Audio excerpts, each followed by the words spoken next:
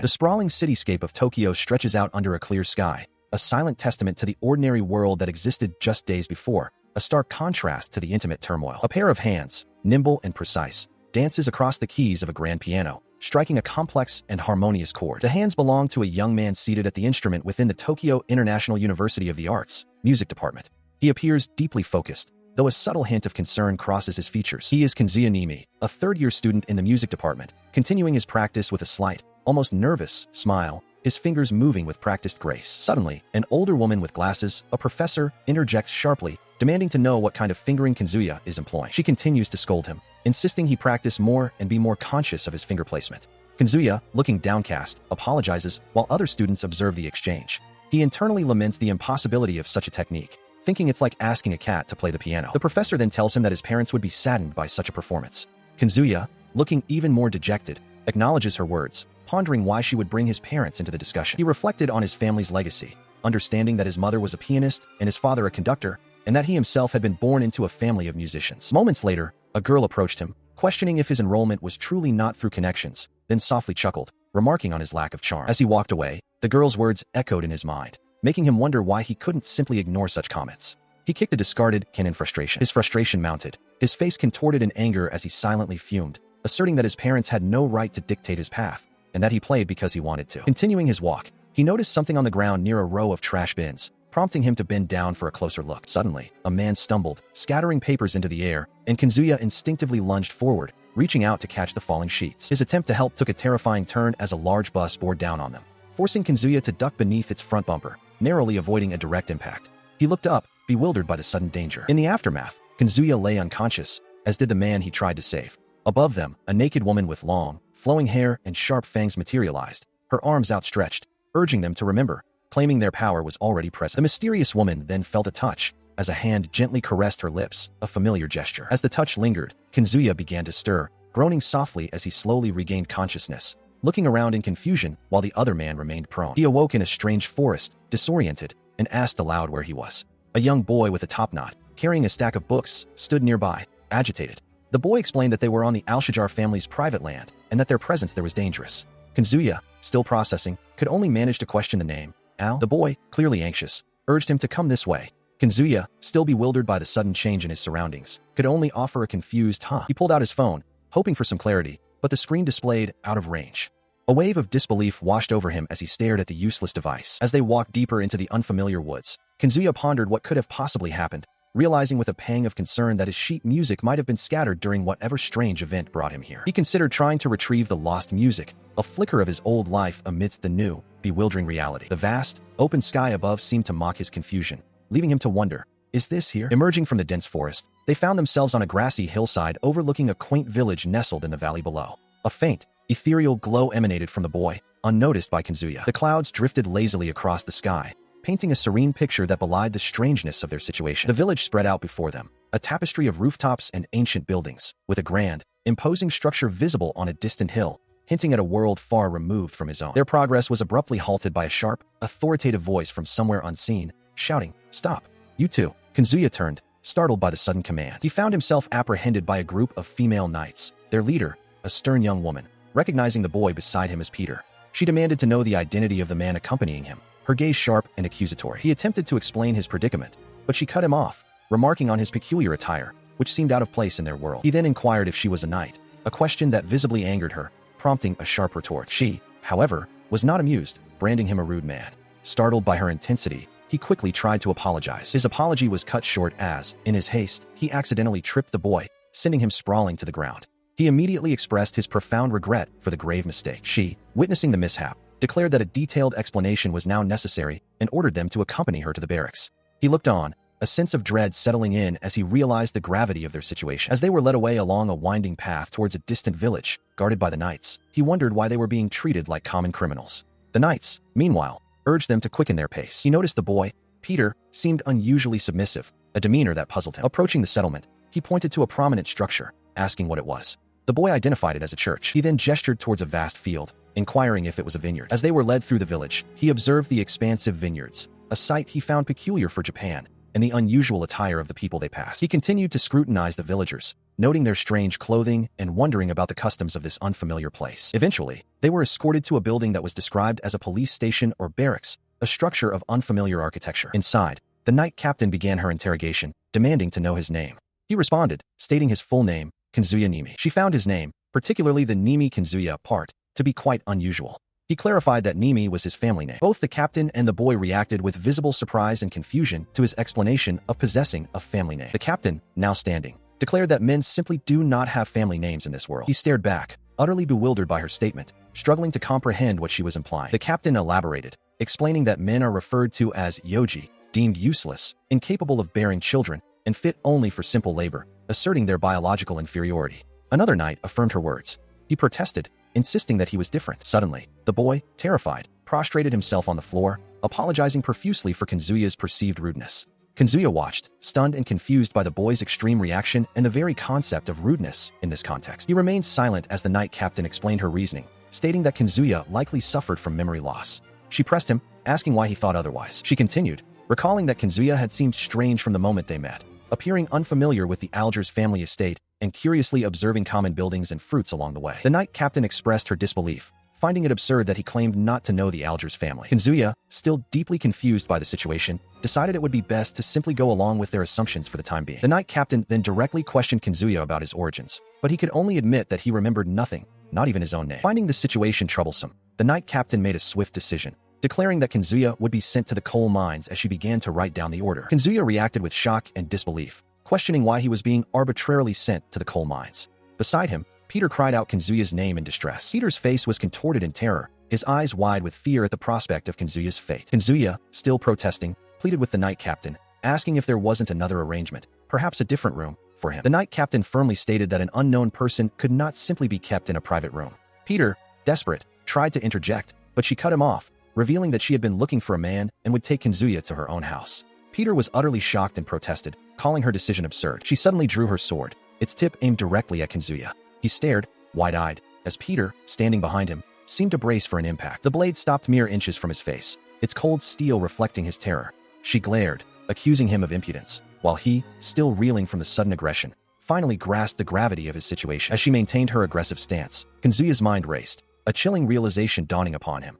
This was no longer the peaceful Japan he knew. He had, without a doubt, stumbled into a perilous new world. His eyes wide with disbelief, he could only stammer a question, utterly bewildered by her actions. She merely smirked, observing his fear, and mockingly noted that both his voice and legs were trembling, finding his pathetic state amusing. He stared back, a flicker of recognition crossing his mind as he realized he had harbored a strange sense of unease about her from the very beginning. He then pointed an accusing finger, declaring that she bore an uncanny resemblance to a detestable woman from his university. She, in turn, covered her mouth, a hint of amusement playing on her lips. She scoffed at his audacity, remarking that for a man, he was far too arrogant, incapable of even wielding a true sword. Peter, desperate, urged Kinzuya to apologize immediately, but she dismissed the idea of sending him to the coal mines, declaring her intention to punish him right then and there. With a swift, powerful motion, she brought the sword down. Kinzuya's eyes widened in sheer terror, a chilling thought echoing in his mind. This was the end. Peter, too, recoiled in horror. Yet, just as the blade descended, Kinzuya's hands darted out,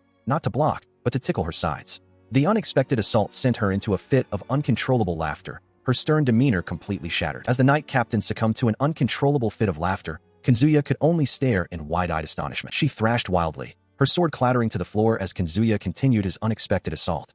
Her subordinates and Peter watched, utterly bewildered by the scene unfolding before them. Her fellow knights, witnessing their captain's undignified state, cried out in alarm, questioning what had befallen her. Still caught in the throes of laughter, she internally questioned the strange sensation, realizing her fingers were moving on their own, compelled by the tickling. The sensation intensified, her body reacting involuntarily as Kinzuya's fingers continued their relentless assault. She pleaded for him to stop, recognizing the vulnerable spot he had found. Kinzuya's hand moved lower, eliciting another wave of uncontrollable laughter and pleas for him to cease. He wondered at the strange reaction his touch provoked. Tears streamed from her eyes as she gasped, admitting she had never experienced such an overwhelming and involuntary sensation before. He stared at his own hand, bewildered by its seemingly independent movement and the profound effect it had on her. She remained in a state of ticklish torment beside him. The other knights, finally stirring from their shock, began to question the bizarre spectacle, wondering what exactly was happening to their captain. Marie Dorrance, the head maid of the Algiers family, presented herself with a polite bow, her demeanor composed and attentive. He found himself in a new setting, seated on a bench, surrounded by Marie and a retinue of women,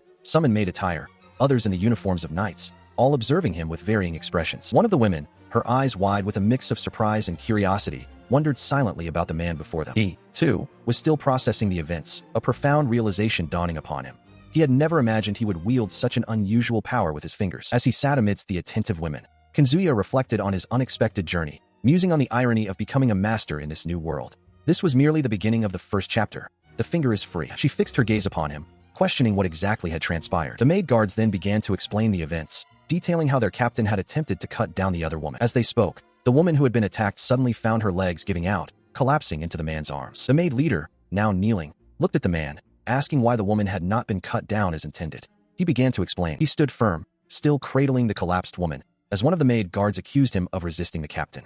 The maid leader, observing the scene, acknowledged that the man's appearance had indeed changed and noted his claim to the name Nimi, a statement that seemed to surprise the subordinate maid. He, however, found himself utterly bewildered by the mention of a family name and the entire unfolding situation. As he struggled to comprehend, the subordinate maid explained that they had been searching for him and invited him to the Algiers house. He, still focused on his predicament, questioned how he could possibly return home. Suddenly, the woman who had collapsed was on her feet, frantically warning him that they would be killed if they remained. He, however, dismissed her fears, telling her she was speaking nonsense. He then asserted that his previous actions were nothing more than legitimate self-defense, emphasizing that he had only touched her lightly. The maid leader listened intently, her expression thoughtful as she processed his explanation. He reiterated his claim of merely touching the woman, who now stood beside him with a look of exasperation. The maid leader, having heard enough, acknowledged his statement. With a calm demeanor, the maid leader then revealed that she had some idea of his true identity and instructed him to accompany her. As he processed her words, the woman leaned against him, asking if he was all right, while he remained in a daze. He looked down, a new question forming in his mind. Did she truly know something about him? The maid subordinate, her expression serious, spoke with an air of sudden gravity, questioning the male protagonist's identity and purpose. He followed the maid subordinate and her companions through an archway, heading deeper into the estate as she directed him to proceed. They arrived at a peculiar sight, a carriage, not pulled by animals, but by several muscular men who flexed their arms with pride. He looked on, bewildered by the unusual mode of transport. She explained that it was indeed a carriage, but specifically a man-powered carriage, asking if he had never seen one before. He looked at her, his expression a mix of confusion and disbelief, repeating the term man-powered, as if trying to grasp its meaning. She then inquired about his opinion of the men from the Algiers house, who were responsible for pulling the carriage. He hesitated, unsure how to respond to such an unexpected question. As he attempted to board the carriage, one of the male guards quickly intervened, blocking his path and declaring that men were not permitted to ride inside. He had never heard of such a custom. She declared to the guard, Peter, that it was fine for today, and that she would be returning with Kazuya in the carriage. The guard reacted with a shocked exclamation, while Kazuya realized that his presence in the carriage was an unusual and perhaps problematic exception to their rules. Inside the carriage, he remained utterly confused, unable to comprehend what was considered acceptable or unacceptable in this strange new world. He sat in the carriage, still reeling from the maid's insistence, and questioned why he was being transported this way and where Peter had gone. The maid subordinate, seated opposite him, calmly explained that Peter was walking alongside them.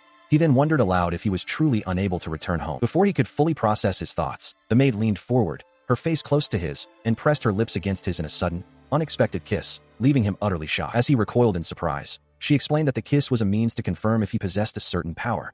He could only utter a bewildered sound in response. The carriage continued its journey, rattling along. The maid mused internally that the captain's condition was similar to the hero's power described in ancient documents. Her gaze was sharp and focused as she considered the nature of this power. It was said to tempt those who touched it and charm those who were touched. Now sitting beside him, the maid calmly informed him that he would become her servant and her subject for research. He reacted with outrage, demanding to know if the kiss had been a contract. She confirmed that in her country, a kiss served as a binding agreement. She then challenged him to touch her and demonstrate the nature of his power, asserting that he had no other path to survival. He protested, insisting he was not her servant and that such an unreasonable contract was invalid. Frustrated by her persistent demands to treat him as a research subject, he decided to comply.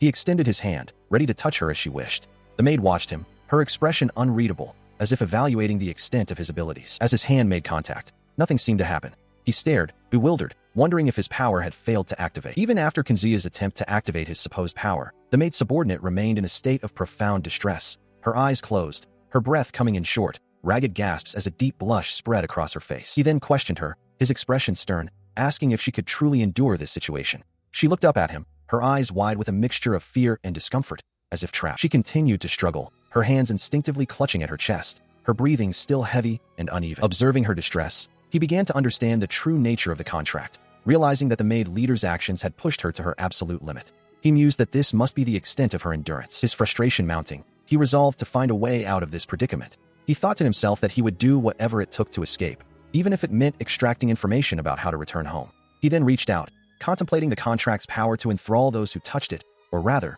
those who were touched by it. As he reached out, his hand landed on her thigh, causing her eyes to widen in shock and a fresh wave of blush to spread across her face. He continued his exploration, moving his hand further up her inner thigh. She gasped internally, realizing the intimate nature of his touch. The touch ignited a powerful reaction within her. A surge of energy, akin to electricity, coursed through her body, leaving her utterly shocked and visibly aroused. Moments later, he sat up, the maid subordinate leaning against him, her eyes still glazed with pleasure as she affectionately murmured his name. Her face still flushed, she explained that if he could acquire the Luna Veil mirror, she was certain he would be able to return home. He looked at her, his expression a mix of surprise and curiosity, asking what this Luna Veil mirror was. He listened intently as the maid subordinate, still under the influence of his hero's power, explained the Luna Veil mirror. She revealed it was a legendary item, said to grant any wish. Kazuya, surprised by her sudden directness, wondered if this was truly the mirror she spoke of. He wondered if his power extended beyond her physical form, captivating even her mind. He pressed further, asking where the Luna Veil mirror could be found. She admitted she did not know its precise location. She then suggested that ancient texts might contain clues to its whereabouts.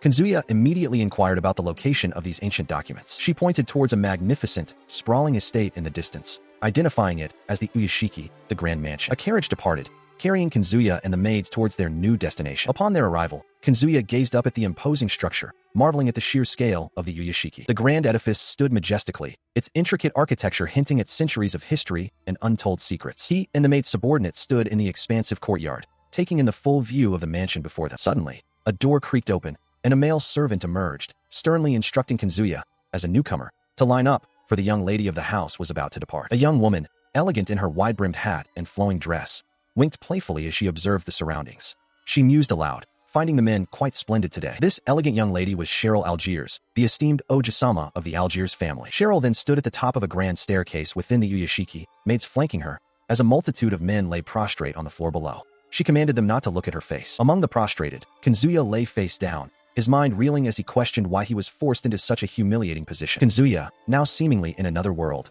listened intently as the maid leader, Marie, recounted the history of this new realm. Meanwhile, the young woman he had touched earlier found herself overwhelmed by a profound, pleasant sensation, a direct consequence of his mysterious power. Still pondering his desire to return home, Kazuya was interrupted by the arrival of a grand carriage, which pulled up before an imposing mansion. As he bowed his head, a young woman with long, light hair and an elegant hat introduced herself as Cheryl Algiers, the Oja-sama of the Algiers family, remarking that men were easily swayed. Cheryl, flanked by two maids, walked through a courtyard where several men lay prostrate before her. She questioned aloud why these men were bowing to a young lady like herself. A maid, observing her mistress, inquired if something was amiss, but Cheryl simply replied that nothing was wrong. The maid leader then informed Cheryl that a new guest had arrived today. Cheryl's gaze fell upon Kazuya, who remained bowed, and she wondered if he was the man who had been at their house. With a bright smile, she declared that they should hold a welcome party. Still on his knees, Kazuya internally reacted to the idea of a welcome party, feeling a sense of relief that he wasn't immediately being sent away, or worse. Cheryl then commanded him to put on her shoes, stating that it was not good for him to remain without doing so. Kazuya remained prostrate, while a maid stood nearby. She looked down at the prostrate Kazuya, her expression one of mild impatience. She questioned how he could be so useless, unable to perform even such a simple task. Kazuya, still on the floor, internally struggled with the demand. He remained on his hands and knees, his gaze fixed on the floor, contemplating the humiliating request to put on her shoes. He knew he was being called a thing, and that he was expected to obey. He hesitated, his brow furrowed in distress as he looked towards her foot, the task weighing heavily on him. Around them, the sheer number of maid guards, some standing at attention with spears and others already prostrate in subservience, made the situation clear. Resistance was futile, the odds were overwhelmingly against him. He glanced at one of the maid guards, who held her spear firmly, and understood the unspoken threat. To defy Cheryl would likely result in his swift and unceremonious execution, without even a trial. He clenched his fist, cursing the unbearable humiliation he was forced to endure. Cheryl and the maid subordinate watched him, both wearing faint, knowing smiles. With a forced, strained smile that barely masked his inner turmoil, he declared his willingness to comply, his face slick with sweat. He began the humiliating task of putting on Cheryl's shoe, while the maid subordinate stood by. Cheryl watched him, a satisfied smile gracing her lips. As he performed the task, Kazuya thought to himself that this subservience, however degrading, was still preferable to death, his gaze briefly drifting towards the grand Algiers mansion in the distance. However, just as he was about to complete the act, the maid leader suddenly intervened, placing a hand on his back and ordering him to stop. The maid subordinate looked on, visibly surprised by the unexpected interruption. The maid leader, with a stern expression, addressed Cheryl Algiers, apologizing for the current situation and explaining that the new arrival, Kazuya, would be ready by tomorrow. She then questioned Cheryl's insistence on this matter, asserting her authority. The maid subordinate stood nearby, while Kazuya remained prostrate. Cheryl, clearly displeased by the maid leader's intervention, puffed out her cheeks and pouted in frustration. A grand mansion stood under a cloudy sky, as if a new day had dawned, or perhaps a significant passage of time had occurred. Moments later, Kazuya and the maid subordinate stood outside the mansion. He expressed his gratitude for her help earlier. She simply replied, "No." She then asked him if he was truly all right, suggesting that perhaps things were not well. Kazuya, confused, asked why she thought so, admitting he didn't understand. The maid subordinate, blushing slightly, confessed that she couldn't just stand by and watch him endure such humiliation. Kazuya's eyes widened in surprise at her unexpected admission. He then noticed her lifting her skirt, revealing her legs and frilly undergarments. She explained that she couldn't forget what happened in the car earlier, implying a connection to his previous humiliation. He wondered if this was related to the finger-pointing incident. She then extended her hand towards him, her expression still somewhat shy. Kazuya, still processing, looked at her. As he watched her, still leaning against the wall in a state of arousal, she confirmed that the experience had been even better than before. His expression shifted to one of utter shock and bewilderment. He retreated into his own mind, grappling with the bizarre reality. He pondered how his own fingers, which had been deemed clumsy and useless at university, could have such a profound effect on her. This world, he realized, was truly incomprehensible. She then turned her gaze back to Kazuya, still on all fours, her eyes filled with lingering desire. She wondered aloud if this power he possessed could be something significant, before calling out his name once more. Her desire remained unquenched, and with a blush, she softly asked him to do it again, her expression a mix of longing and anticipation. He looked on in stunned silence as she approached him from behind, whispering into his ear. She declared that he would now be her subordinate and her research subject, solidifying a new, unexpected dynamic between them. The maid subordinate, looking somewhat flustered, was asked about the ancient document detailing the location of the Mirror of Lunavale. She seemed hesitant to answer, only managing a soft, that is. Meanwhile, Kazuya found himself in a lavish bedroom, peering out from behind a curtain, seemingly searching for something. The room was clearly the young lady's private chambers. He recalled that the maid leader, Mary, had gone out, and he needed to act quickly. He believed the item he sought was somewhere in this vicinity. Kazuya began his search, looking under the bed, then pulling out a drawer from a small table, and finally rummaging through a desk. The maid subordinate then entered the room, questioning what he was doing. He asked her where the item was, but she replied that it was strange, implying it wasn't where it should be. She paused, a finger to her chin, as a realization dawned on her. She remembered a small box that had been by the pillow. Just then, Cheryl Algiers, the young lady of the house, appeared, asking the maid subordinate, "Mary, what are you doing?" The maid subordinate, startled, exclaimed, "Oju-sama." Cheryl, looking somewhat displeased, stated that she had just returned. The maid subordinate, looking downcast, explained that she had merely been tidying up a little. Cheryl then declared she was tired and did not need tea, intending to go to sleep. The maid subordinate, looking relieved, acknowledged her mistress's wishes and offered to prepare tea immediately. Cheryl, now in her night clothes, stretched languidly, seemingly unwinding after a long day. Cheryl, now settled in her bed, had just returned, catching Kazuya and the maid subordinate off guard. Kazuya, hidden beneath the bed, felt a surge of panic, wondering how they would escape this predicament. His hidden companion, the maid subordinate, also stood frozen, her mind racing with the dire consequences should their clandestine search be discovered. She knew not what fate awaited them if their secret was revealed. As the tension mounted, Cheryl bid the maid subordinate good night, her voice calm and unsuspecting. The maid subordinate, maintaining her composure, returned the farewell, addressing Cheryl respectfully before turning to leave the room. With the maid subordinate gone, Cheryl finally drifted off to sleep, her breathing evening out.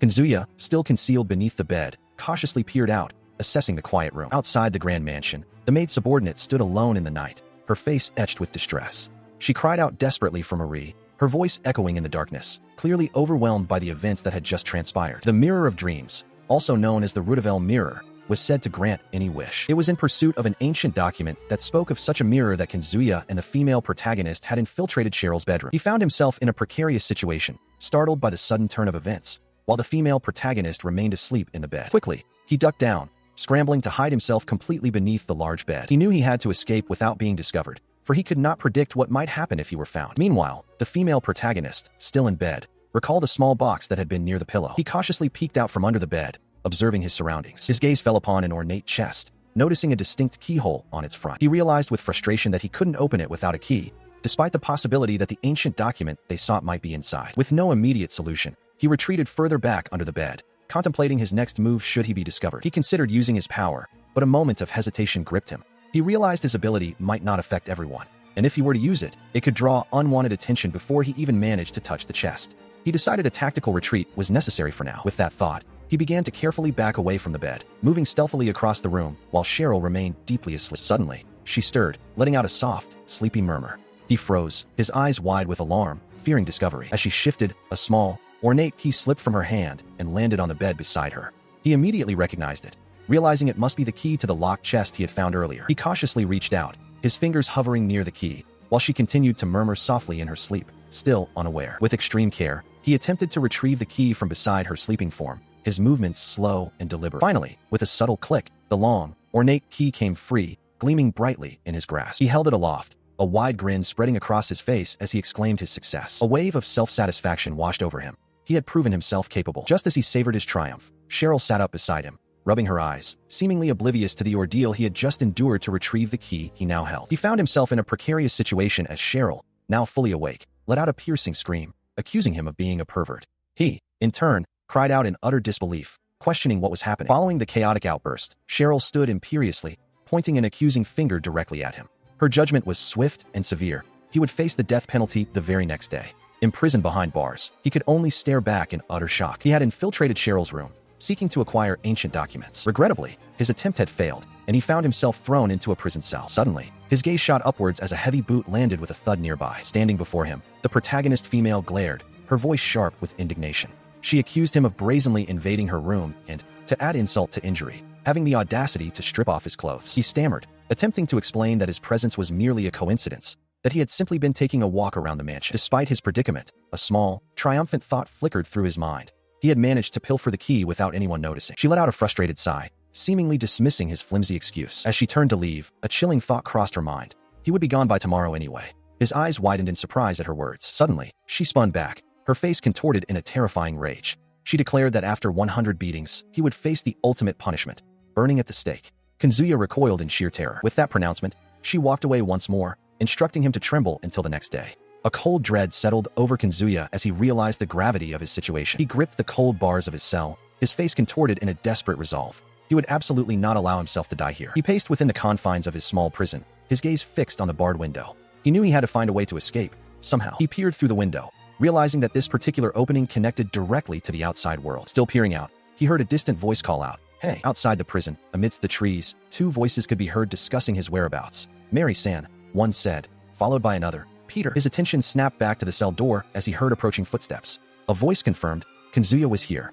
The heavy boots continued their rhythmic advance. The captain of the 3rd District Unit, Elena Slaval, approached with a confident stride, adjusting her hair. She seemed to dismiss any concerns, thinking to herself that everything was fine. He recoiled in shock as he recognized her. "You, the police from earlier," he exclaimed, his voice laced with disbelief. Elena stood before his cell, her presence commanding. He demanded to know, "Why are you here?" She simply stated her name. "I am Elena Slaval." Her gaze sharpened, fixing him with an intense stare. "You, what did you do to me during the day?" she pressed, leaving him utterly surprised by the accusation. She glared at Kazuya, demanding answers and accusing him of making her look like a fool. Kazuya, startled, tried to deny something about his hand. His surprise grew as Elena's hand deftly manipulated the lock on his cell door, her gaze fixed on him as she declared he surely had something hidden. Moments later, Elena stepped into the cell, a whip now in her hand, threatening to extract his secrets by force. Kazuya's eyes widened in terror at the sight of the weapon. She then revealed that Cheryl-sama had informed her of Kazuya's punishment, 1,000 lashes. Kazuya, aghast, questioned the severity of such a sentence. Elena, with a stern expression, declared she had permission to execute the punishment immediately, dismissing Kazuya's protest that she had promised it would be tomorrow. With a fierce resolve, she brandished the whip, vowing to beat him until he confessed, commanding him to prepare himself for the ordeal. As the whip cracked, Kazuya swiftly dodged the strike, exclaiming that he could not possibly endure such a brutal punishment. Elena continued her relentless assault, swinging the whip with full force. Kazuya, however, met her attack with a determined gaze, clenching his fist as if preparing to counter, a stance that seemed to surprise her. With an unexpected display of strength, Kazuya caught the whip midair with his bare hand, gripping it firmly, leaving Elena visibly stunned by his defiance. He pulled with all his might, a determined expression on his face, urging, "Come here." The sudden force sent her reeling backward, a surprised gasp escaping her lips as her hand reached out in vain. In an instant, he had her, wrapping his arms around her from behind, securing her as he declared, "Caught you." Her grip had failed, and the whip, once a symbol of her authority, now slipped from her fingers. A wave of shock and embarrassment washed over her face, her eyes wide with disbelief and a flush rising to her cheeks. Still held firmly from behind, she struggled against his grasp, pleading for him to stop. Meanwhile, the discarded whip lay on the ground, forgotten as he continued to hold her, questioning her struggle. "What is it?" The whip lay abandoned, a silent testament to her failed attempt at punishment. Finally, she found herself on the ground, still held by him, her face a mix of frustration and mortification as she demanded to know, "Why are you so rebellious?" He looked down at her,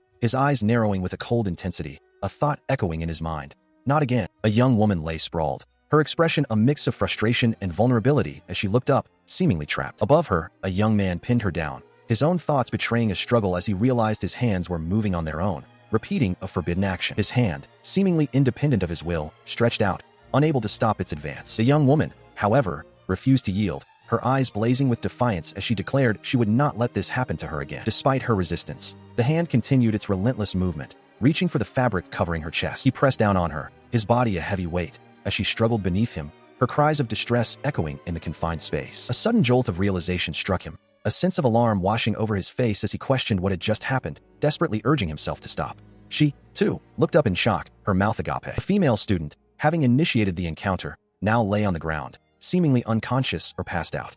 The male attacker looked down at her with wide, shocked eyes, a clear expression of surprise on his face. Moments later, she was resting on a bed, while he sat beside her, looking at her with concern. From behind a set of bars, a maid observed them, asking if it was over. He turned to the maid, calling out her name, Mary, with a questioning tone. She responded, her expression serious, stating that there was no more time. The maid, Mary, continued, informing him that Lady Cheryl was proceeding with preparations for punishment. He expressed disbelief, questioning the maid's words. She explained that they, the maids, were not allowed to touch Lady Cheryl, implying a strict rule or hierarchy. Mary then warned him that his life was now like a flickering candle in the wind, implying extreme danger. He looked at her with a stunned, wide-eyed expression, realizing the gravity of his situation. Several days passed. The male attacker sat on the bed, looking dejected, while the female student rested beside him, still seemingly unconscious or recovering. Mary stood nearby, observing them, stating that it must be difficult, but there was nothing else that could be done. The focus shifted to a display of various delicate lingerie, one white with floral patterns and another black with lace, suggesting a change in circumstances or a new development related to the women. He found himself surrounded by a group of women, some in elegant dresses, others in revealing lingerie, all looking at him. He questioned aloud what had happened, utterly bewildered by the situation. Meanwhile, in a different location, a young boy named Kazuya lay on the floor, having seemingly fallen. A small girl called out his name with concern as he looked at his own hand, perhaps in confusion or dawning realization. Elsewhere, a maid stood resolute, her thoughts grim. There's no more time. If it comes to this, I'll do anything to survive. In the background, other figures were seen preparing what was described as a punishment for Cheryl-sama. Back in the cell, Kazuya's face was etched with worry as he silently questioned, "What should I do?" The maid, now standing before Kazuya and the young girl in what appeared to be a prison cell, declared her new allegiance.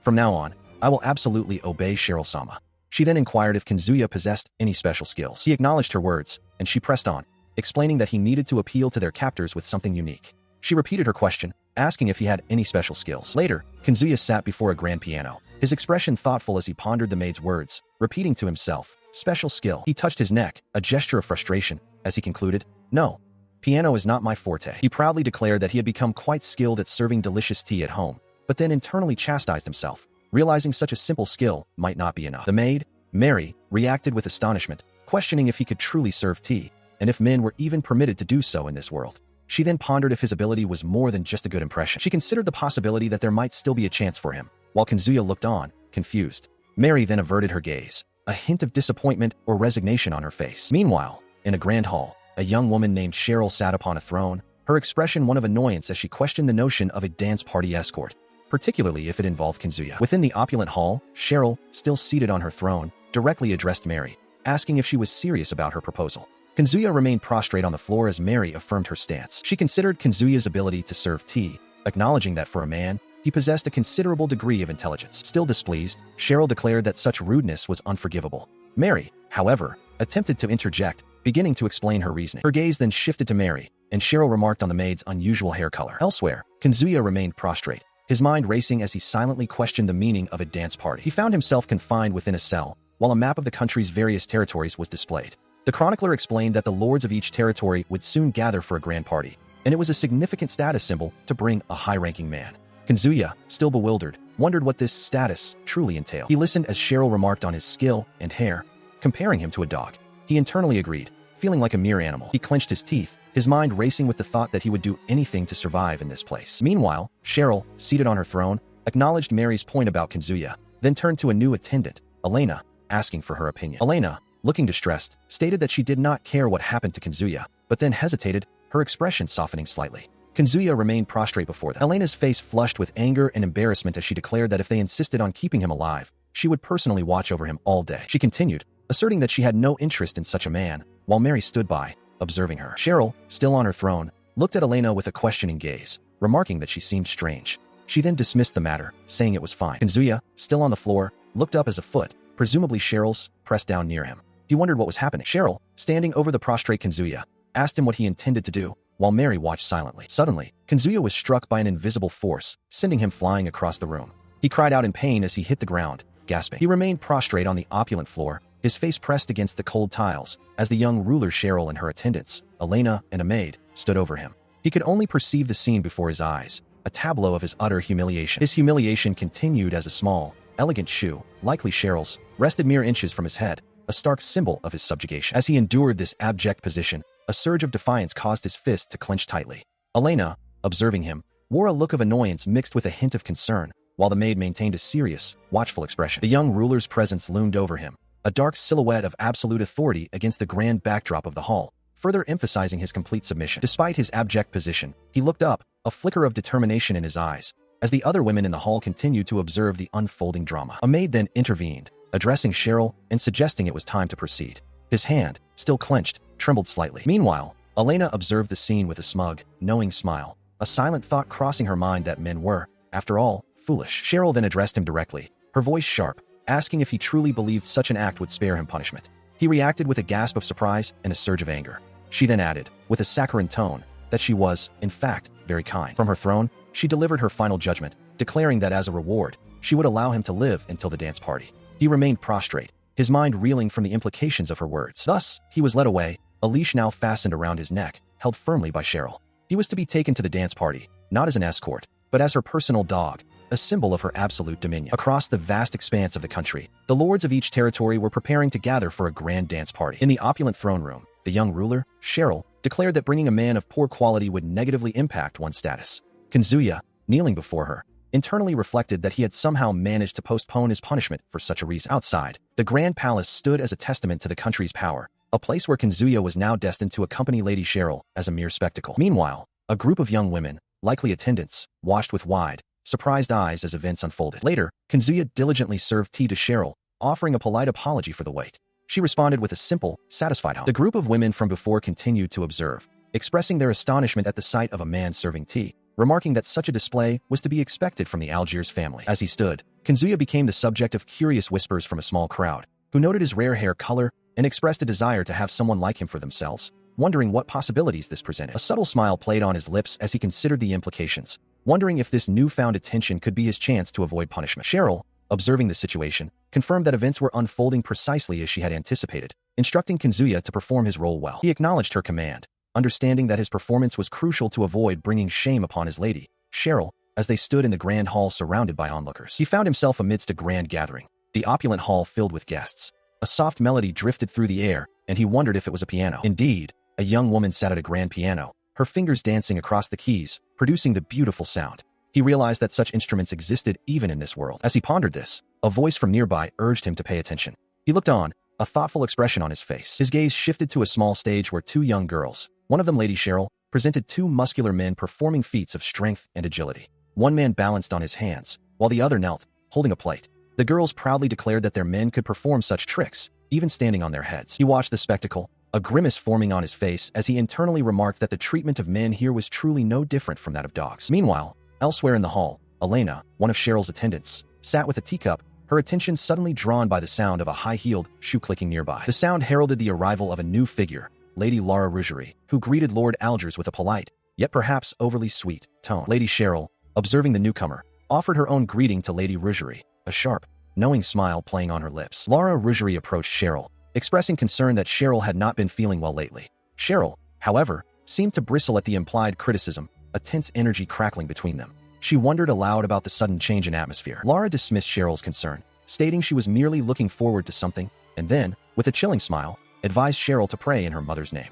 Cheryl, matching her smile, assured Laura that she would soon be removed from her position. She stood beside Elena, who questioned the identity of the person accompanying them. The maid, Mary, also wondered aloud about the newcomer. Meanwhile, the maid explained that the woman they had just seen was Lady Laura Rougerie, the feudal lord of the Northern Territories, whose family had recently gained significant power through the production of wool. As the maid finished her explanation, she turned to Kazuya, asking if he and Lady Cheryl were close. He looked towards Cheryl, who remained silent, her expression unreadable. The maid continued, revealing that the Algiers family, Cheryl's lineage, had once been exceptionally prosperous. She elaborated, explaining that Cheryl's mother was the previous head of the family. However, due to a succession of poor harvests and other climatic influences, their current situation was dire. The maid concluded her somber account by stating that Cheryl was constantly compared to her parents, a burden she had to bear. Just as Kazuya processed this information, Lara Rougerie approached them, her gaze fixed on him, a subtle smirk playing on her lips. She smiled broadly, covering her mouth with her fan, and wondered aloud if Kazuya was a man from the Algiers family, remarking on how pitiful he seemed. Cheryl, visibly distressed by Lara's taunts, cried out that Kazuya had spilled tea on her and ruined her hair. Kazuya, kneeling, tried to wipe her hair clean, while Lara Rougerie watched with a knowing smirk. Lara Rougerie then turned to the surrounding noble women, agreeing that Kazuya's hair color was indeed not beautiful, implying his presence was a further embarrassment to Cheryl. The other women looked on, some with amusement, others with surprise. Her words, still echoing, were a stark contrast to the current situation. Kazuya, standing beside Mary, listened as she explained that Lara Rougerie's earlier statements were different now, and that being associated with the Rougerie family was currently advantageous. Cheryl, however, looked away, a clear expression of frustration on her face, muttering about the sheer audacity of it all. Lara Rougerie, surrounded by other women, continued her verbal assault, looking down at Kazuya with disdain. She remarked that in the past, Cheryl had brought much more impressive men, implying Kazuya was a pitiful choice. Kazuya met her gaze, his expression unreadable, while the other women watched with keen interest. Moments later, Cheryl stood with her back to Kazuya, holding a leash in her hand. He watched her, a silent question in his eyes. Then, with a swift motion, the leash was around Kazuya's neck, a collar now binding him. He flinched, his eyes wide with shock and humiliation, as Cheryl looked at him, demanding to know what he was doing. The crowd began to murmur, their whispers filling the hall. Lara Rougerie watched with a smirk, fanning herself, while Mary and Cheryl observed the unfolding scene. Someone among the onlookers questioned if Kazuya was heading towards the piano, wondering aloud what he intended to do. Ignoring the stares and whispers, Kazuya began to run up the grand staircase towards the piano, where Cheryl stood. He thought to himself that his actions were not for her sake. He reached the instrument and sat down, his mind filled with irritation at everyone present. His hands hovered over the keys, a sense of unfamiliarity washing over him. It had been a long time since he had touched a piano, and the sensation felt strange. A close-up of his eye revealed a flicker of determination. He looked at the keys, questioning if he could still play well, but quickly dismissed the doubt. With a resolute expression, Kazuya began to play, realizing there was no other choice but to proceed. He began to play, and as the first notes resonated through the hall, a wave of astonishment swept over the assembled noblewomen. Lara Rougerie, who had orchestrated much of his humiliation, stared wide-eyed, her fan held uselessly in her hand, as if struck speechless by the unexpected sound. His fingers moved with an unexpected grace across the keys, producing a melody that filled the grand space. Below, Cheryl, who had placed him on the leash, seemed to shrink in the vastness of the room, her gaze fixed on the unfolding performance. In the grand hall, amidst the opulent decor, Kazuya sat before a magnificent piano. Several maids observed him, murmuring amongst themselves, questioning his identity and his right to be there, wondering if he was from the Algiers family. Lara Rougerie, holding her fan, expressed her disdain, declaring that the man from the Algiers family lacked proper decorum by sitting at the piano. Cheryl, nearby, looked on with a surprised expression, urging Lara to stop and asking what she thought she could do. A determined glint appeared in his eyes as he extended a hand, realizing his fingers were moving on their own, without his conscious command. Cheryl watched him, her cheeks flushing with a mixture of surprise and perhaps admiration, as if captivated by the unfolding event. His hands began to play, the keys responding to an unfamiliar touch. He internally noted that the keyboard felt much heavier than any he had encountered at the university. With increasing speed and precision, his fingers danced across the keys, producing a melody that filled the grand hall. His feet, still positioned at the piano, remained steady as the unexpected melody continued to flow from the instrument. The women gathered nearby exchanged bewildered glances, one remarking that she had never heard such a piece before, yet acknowledging its undeniable quality. Elsewhere in the room, 3 other women, including the maid, were utterly captivated, their faces flushed with emotion as they found the music simply wonderful. Lara Rougerie, however, watched with narrowed, scrutinizing eyes, her expression betraying a mix of suspicion and intense focus as she held her fan. Nearby, Cheryl, standing beside the maid, appeared equally perplexed, questioning the strange feelings stirring within her as the music played. The piano keys themselves seemed to vibrate with an unseen energy, their forms blurring as if resonating with the powerful melody, while even the distant, towering building appeared to shimmer under its influence. From above, the grand piano continued its performance, a small, central point of immense power within the vast space, its music echoing against the backdrop of the modern cityscape. Despite the ongoing performance, Kazuya remained slumped over the piano, his eyes closed, his hand still outstretched over the keys, a silent testament to the mysterious force guiding his fingers. He remained at the piano, looking up with a surprised expression, as if just realizing the profound impact his performance was having on the growing audience. His performance continued to enthrall, drawing the audience into a state of ecstatic admiration.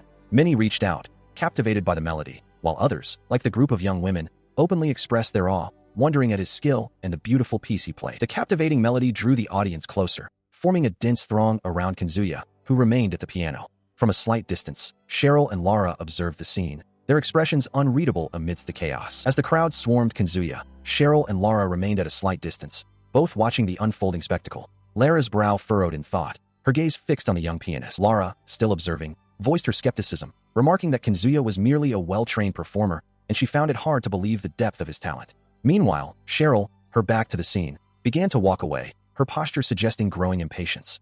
Elena and the other child watched her depart. Her irritation festered, a thought forming in her mind that Kazuya was far too presumptuous for a mere boy. Her face flushed with a mixture of fury and an unfamiliar heat, her eyes narrowed in a fierce, almost embarrassed glare. Unable to tolerate the overwhelming feelings, she issued a sharp command, demanding that Kazuya be brought to her room immediately so she could lecture him. She thrashed against the attendants, her face contorted in a furious demand for Kazuya to be brought to her. Elena and Mary struggled to restrain her, attempting to calm her escalating rage. Moments later, Kazuya, looking bewildered, was being led by Mary. He questioned why he was being summoned for a lecture, especially after his performance, but Mary simply confirmed that Lady Cheryl had called for him. Upon entering Cheryl's opulent room, she addressed him directly, confirming his identity. He responded with a quiet affirmation, but her tone quickly hardened as she declared he had not listened to his master. Her words seemed to strike him with physical force, for he was now sprawled across the bed, seemingly unconscious or overwhelmed, as Cheryl loomed over him, her expression unreadable from above. As his face contorted in distress, a faint blush rising on his cheeks, her voice cut through the silence, commanding him to serve her. She then moved to straddle him on the bed, her expression one of fierce anger as she questioned why he would be happy being teased by other girls, calling him a fool. Her face drew closer to his, her eyes burning with possessive intensity as she declared Kazuya to be her man. Standing now, she glared, while another girl, who had previously been quite harsh, now offered a gentle smile. Cheryl, still fuming, wondered aloud why the other girl had suddenly changed her demeanor. His gaze shifted, and Kazuya, seemingly resigned or accepting, simply thought that it was fine now. Meanwhile, her hand clenched, and Cheryl realized this was her chance. He then leaned in, pressing his lips against hers in a sudden kiss. Cheryl's eyes widened in shock, a blush spreading across her cheeks as she instinctively brought her hands to her face. As he continued the kiss, Cheryl remained stunned, her mind reeling. In the background, the other girl sat alone on the bed, looking dejected and forgotten. Her face flushed deeply. Cheryl finally managed to utter a flustered, almost breathless, accusation, calling him a fool. She heard the command, a demand to undress, and wondered why she was obeying. Despite her internal conflict, questioning why she would listen to a man, she began to comply, her expression a mix of reluctance and a strange resolve. As he leaned in close, his voice a low murmur, he asked her where she desired his service, causing her to blush and avert her gaze. She turned her head to him, her cheeks deeply flushed, and with a finger to her lips, she softly asked if it was truly over. Sometime later, Cheryl stood by a grand, ornate door, now fully dressed. A voice from beyond the frame called out, addressing her as Cheryl Ojusama, and informed her that it was time to return. The imposing facade of a magnificent, classical building stood under a cloudy sky, its intricate architecture suggesting a place of significant wealth and status. Moments later, Kazuya stood outside the grand building, his expression pensive, as a vintage carriage pulled away, carrying someone within. Later still, Kazuya and Cheryl were together once more, Cheryl nestled closely against his side, her eyes closed in quiet contentment, a soft smile gracing her lips. Inside a well-appointed room, they sat together, Cheryl still clinging to Kazuya, while a maid sat opposite them, observing their interaction. The maid fixed her gaze upon them, her expression unreadable but serious, as Kazuya seemed to hesitate, perhaps about to speak or react to her silent scrutiny. She regarded Kazuya with a stern, almost disapproving gaze, sensing an unusual tension in the air as he leaned close. He listened as she firmly suggested that he maintain a greater distance from Cheryl, her words carrying an undeniable weight. Despite the maid's warning, Cheryl appeared, her face alight with a playful smile as she called out Kazuya's name, seemingly unconcerned by the situation. He, meanwhile, looked somewhat embarrassed. The maid then turned her attention to Cheryl, calmly stating that the preparations for her punishment were complete. Kazuya reacted with a startled exclamation. Cheryl, however, brushed off the maid's words, insisting she would never do anything so cruel. But the maid was resolute, declaring that Kazuya would not be permitted to stay in Cheryl's room within the grand residence. Kazuya was left stunned. Later, Kazuya found himself alone, sitting dejectedly in a room, the silence of the grand estate echoing around him. He pondered his own capabilities, wondering if his presence was truly having an impact, especially concerning Cheryl. His thoughts were interrupted as Cheryl suddenly appeared, kneeling beside him with her head resting intimately on his lap, asking if his influence was perhaps too potent. She looked up at him, her face flushed with anticipation, and eagerly asked if they could continue their earlier intimate moments. Just as the moment intensified, the maid reappeared, standing in a doorway. She called out Kazuya's name, sternly reminding him not to forget about the ancient documents. Kazuya looked taken aback. Returning from the ball, the carriage approached the grand mansion, its ornate architecture standing majestically against the sky. As the carriage drew closer, a young boy with light hair, Peter, frantically called out Kazuya's name, his arms outstretched in distress. He explained his deep concern for Kazuya, Having heard that he was to receive a punishment, his face etched with worry. Meanwhile, Cheryl, her expression stern and annoyed, seemed to have overheard Peter's anxious words, a small, fearful image of Peter appearing in her thoughts. She arrived on the scene, instructing Peter, who was now on the ground, to rise. She declared that there would be no punishment and commanded him to spread the word to everyone. Peter, taken aback by Cheryl's unexpected leniency, looked up in surprise. She then pointed to a dirty spot in a stray branch, ordering him to clean it immediately and forbidding him dinner as a consequence. Still reeling from the turn of events, Peter turned to Kazuya, questioning why Cheryl would revoke a punishment, finding her actions unusual. He then directly asked Kazuya about his true identity. The maid then approached, her gaze fixed on Kazuya as she wondered aloud what he had done to Cheryl to cause such an unusual change in her behavior. She then asked Kazuya if he had heard Cheryl's instructions. At the mention of punishment, Peter, ever fearful, quickly dashed away. With a flat, knowing expression, the maid then directly questioned Kazuya, asking if he had used his power on Cheryl, leaving him visibly surprised. He stood before the maid, who explained that she had been told to serve him suddenly, despite Cheryl's previous aversion to him. She wondered if her earlier suspicions were correct. The maid continued, stating that Cheryl had been acting strangely, fidgeting, and she suspected it was due to Kazuya. He looked at her, questioning why the sudden change. She then revealed the reason. It was because Cheryl had heard Kazuya play the piano. He reacted with visible shock, repeating the word piano in disbelief. He covered his face with his hand, a wave of realization washing over him. He wondered if this was the power he possessed,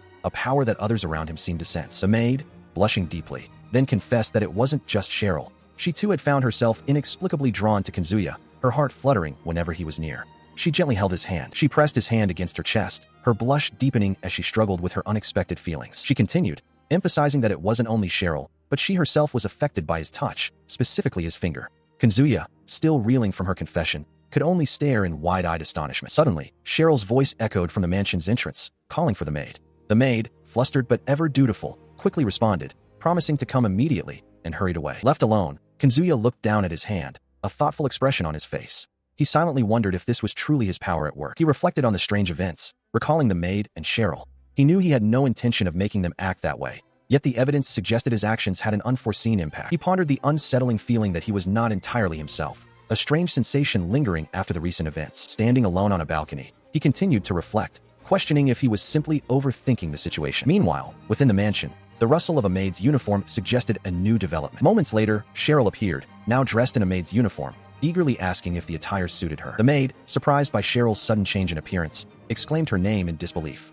Cheryl explained that Mary had provided the outfit for her, and the maid, still processing the sight, turned and walked away. As she walked, the maid clutched her chest, a profound sense of unease and a strange, inexplicable feeling swirling within her. Back inside, Kazuya sat on a sofa, observing the maid who knelt beside him, her head bowed in what appeared to be distress. His gaze sharpened, fixed on something unseen, as he murmured about ancient texts. He held a small, intricate key, his attention drawn to an ornate chest, confirming to himself that it remained precisely where he remembered. Seated once more, with the chest now before him, he resolved to finally obtain what lay within. His touch sent a shiver through Cheryl, her eyes fluttering closed as a soft moan escaped her lips. She murmured Kazuya's name, her expression one of pure, uninhibited pleasure, as if she simply had to be satisfied. He continued to tease her, his finger now tracing her tongue. With a blush, she looked down, confirming her desire to continue their intimate encounter. Moments later, his own tongue met a teasing finger, a reciprocal gesture in their escalating play. As the intensity grew, she knelt before him, her body flushed and her breathing heavy. Her maid's skirt was lifted, revealing the delicate lace of her undergarments. Her eyes closed once more. She pleaded for him to continue, to repeat the sensations from before.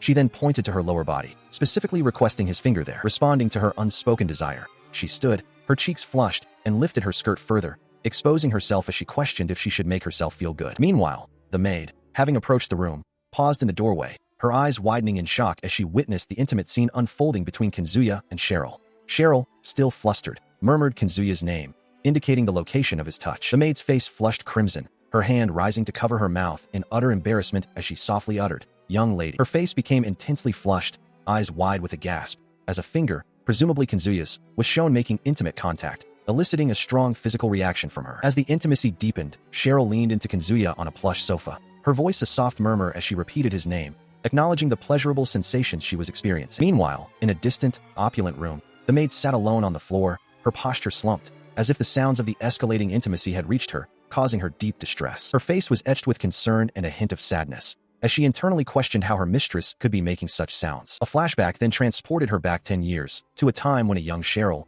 wearing a wide-brimmed hat, joyfully discovered a beautiful flower in a garden, calling out to a young maid named Mary to look. The young maid, in turn, admired the flower, remarking on its beauty. The young Cheryl, beaming, offered the flower as a gift to Mary, who accepted it with a grateful smile, thanking her mistress. Back in the present, the maid, still sitting alone, clutched her chest, pondering the confusing, unsettling feelings that now overwhelmed her, despite her deep affection for her mistress. Suddenly, Cheryl's eyes widened in surprise, her gaze shifting past Kazuya to the figure of the maid, Mary, who now stood silently in the room. As Kazuya remained oblivious, Cheryl urgently called out Mary's name, her voice laced with a plea. The maid, however, remained still, her face obscured by her bangs, an unreadable presence. Mary finally spoke, her voice firm as she commanded Kazuya to leave immediately, though her internal thoughts suggested a desire for them to continue. Cheryl looked on, her expression one of utter bewilderment at the maid's unexpected and contradictory words. Moments later, the scene had shifted.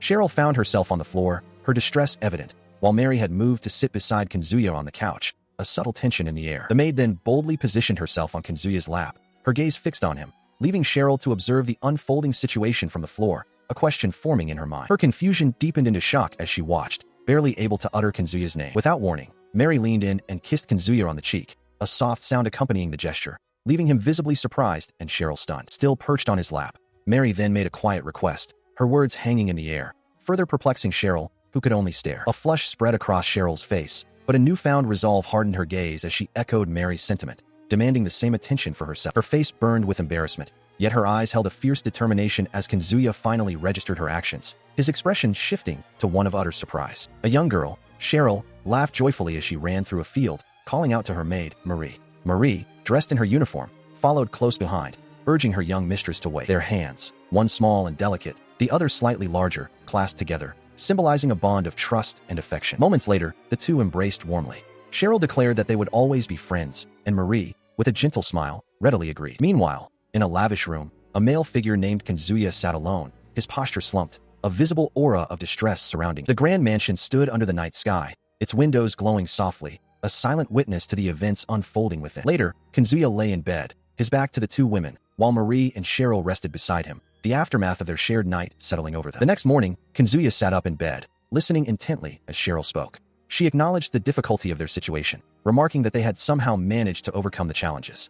Marie, her gaze fixed on Kazuya, silently affirmed Cheryl's words, suggesting a shared understanding of the complex events that had transpired. Days passed, and a sense of peace seemed to settle over the residence, as if the tumultuous events had receded into memory. Yet, the peace was fleeting. Marie, now clad in her maid uniform, found herself in a distant land, a place identified as Algiers. She stood with her skirt slightly lifted, an expression of apprehension on her face, as a stern-faced woman with dark, flowing hair observed her with an intense gaze. It was revealed that Kazuya, too, was in this far-off place, having become entangled in a troublesome predicament. An ornate, locked chest rests on a draped surface, its intricate carvings hinting at hidden secrets. The accompanying text reveals a quest, seeking Cheryl's ancient document. The narrative shifts to a grim past, showing Cheryl, Kazuya, and Marie standing before a barred cell where another woman is imprisoned.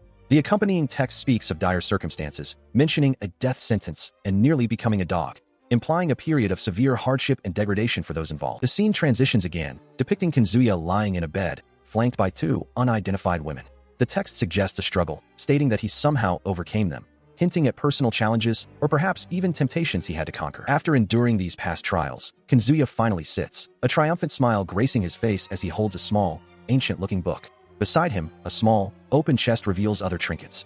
He reflects that he finally obtained the ancient document. His triumph quickly turns to frustration as he attempts to read the newly acquired tome. The pages are filled with indecipherable script and arcane illustrations, and he exclaims in exasperation that he cannot read it. Meanwhile, Cheryl stands, her expression a mixture of anger and accusation. She questions if he had noticed after all, her gaze sharp and challenging. She confronts Kazuya directly, demanding to know why he didn't pursue her if he knew she had taken the key. She asserts that it was Kazuya who took the key after all. Cheryl's anger gives way to a fearful expression, her hands pressed to her cheeks as she admits her apprehension, fearing punishment. Kazuya, partially obscured, responds with a simple, questioning tone. Cheryl, now seated across from Kazuya, asks him directly why he desired the ancient document. He reveals his true objective, to discover the location of the Mirror of Dreams. Having heard his goal, Cheryl offers to assist him. She proposes to lend him the book and read it for him, mentioning that Marie had suggested it. Kazuya, relieved, expresses his gratitude. He was focused on the ancient document, but its script remained indecipherable. Cheryl, observing him, seemed to grasp a new understanding. He then asked her if the document contained any writing, to which she replied that it did, but it was not in a language he could understand. He pressed further, asking where the Mirror of Dreams could be found. She hesitated, her gaze falling as she prepared to answer. She explained that the church in the Luslier territory was said to be guarding it. He seemed to recall the name, a flicker of recognition in his eyes. The mention of the church brought to mind a memory of a woman from a previous ball, whom they both considered hateful. She sat elegantly, fanning herself, surrounded by other women. Marie, overhearing their conversation, expressed her concern, noting that if Cheryl was involved, and it concerned the Luslier territory, it would indeed be troublesome. Kazuya and Cheryl turned to Marie, asking what she meant by troublesome. She firmly stated that it was absolutely out of the question. Marie elaborated, explaining that the town where the church was located was a place where men were forbidden to enter. He looked surprised, questioning if that meant only women resided there and why such a rule existed. The church, a grand structure with intricate stained glass, was dedicated to the teachings of Saint Danchely. He reacted with utter shock as Marie explained the core tenet of Saint Danchely's teachings. Men were deemed entirely unnecessary in their world. He found the doctrine both extreme and astonishing. Marie confirmed that the church in the town, the Alvarez Church, indeed followed Saint Danchely's religion. Kazuya, still processing the implications, wondered aloud how he could possibly infiltrate the church. Marie quickly interjected, attempting to correct his assumption. She then clarified the strict rules of Luslier. Men were forbidden not only from the church, but from the entire town itself. His face fell, utterly defeated by this insurmountable obstacle. Cheryl, observing his despair, gently asked if he truly desired the mirror of dreams so intensely. Marie pondered the dilemma, searching for a way for him to enter the forbidden town.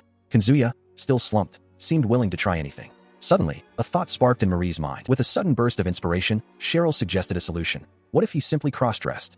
Marie's eyes widened in realization, confirming that was precisely the answer. Kazuya, however, could only stare in stunned disbelief. He vehemently protested, declaring it impossible, but Cheryl insisted that cross-dressing would suit him well. As he continued to object, she reminded him of his ultimate goal, obtaining the Luna Veil. Despite his continued protests that he would be immediately discovered, Marie began applying makeup to his face, instructing him to remain still. Cheryl watched the transformation unfold. The task was not without its challenges. His physique, for instance, would be difficult to conceal. However, with careful attention to details like hair color, they believed they could make the disguise convincing. He felt the wig being placed upon his head, Marie's hands deftly securing it. Cheryl observed the transformation, remarking that the initial results were quite unexpected. He looked up, a surprised expression on his face as he processed his new appearance. Marie, covering her mouth in amusement, exclaimed in surprise, while Cheryl, looking slightly embarrassed, quickly tried to backtrack, claiming she had only been joking and that the look was not cute. He gazed at his reflection, a strange unfamiliarity in his own features.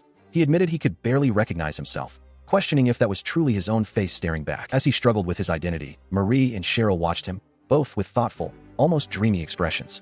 Cheryl mused aloud about the strange feeling the transformation evoked, and Marie, understanding her sentiment, affirmed that she felt it too. With the wig in place, Marie declared it was time for the next step, changing clothes. Cheryl eagerly presented a frilly dress, while he, lying on the bed amidst a pile of garments, internally protested, feeling as though he was being treated like a mere doll. His transformation was complete down to his feet, now encased in sturdy, feminine boots. Marie and Cheryl stared at him, their eyes wide with astonishment. Cheryl gasped that the result was beyond anything she could have imagined, while Marie, equally stunned, declared with certainty that there was absolutely no way he would be discovered. He still felt a lingering disbelief, wondering if this was truly happening. Cheryl, however, was firm, telling him that things were different now. She then informed him that from this day forward, he would have a new name. Cheryl, with a mischievous grin, pointed directly at Kazuya, declaring his new name, Kazuya. The disguised man, startled, could only echo the name in disbelief. She then discussed the logistics of his journey with Marie, wondering who would serve as Peter to transport him to the Luslier territory. Marie questioned if Kazuya himself would be Peter, to which he, still reeling from his transformation, exclaimed that he was already Kazuya. And so, Kazuya was sent off, transported by a young boy named Peter in a rickshaw. Their destination was the capital of the Luslier territory, a sprawling city known as Irisel. Upon arriving, Kazuya was immediately taken aback, his eyes widening in shock. Standing before him was a striking woman with dark hair, holding a rose, who looked at him with a sudden, questioning recognition. "Oh, you," she began. Her gaze sharpened, a flicker of suspicion crossing her features as she silently wondered about his presence. He had barely stepped into the town, and already Kazuya had encountered the very person he had hoped to avoid the most. The territory of Luna Reveil, under the dominion of the Luzier family, was a place where men were strictly forbidden to enter. Within this forbidden land, a young girl with a mischievous grin declared that from this day forward, his name would be Kazuya.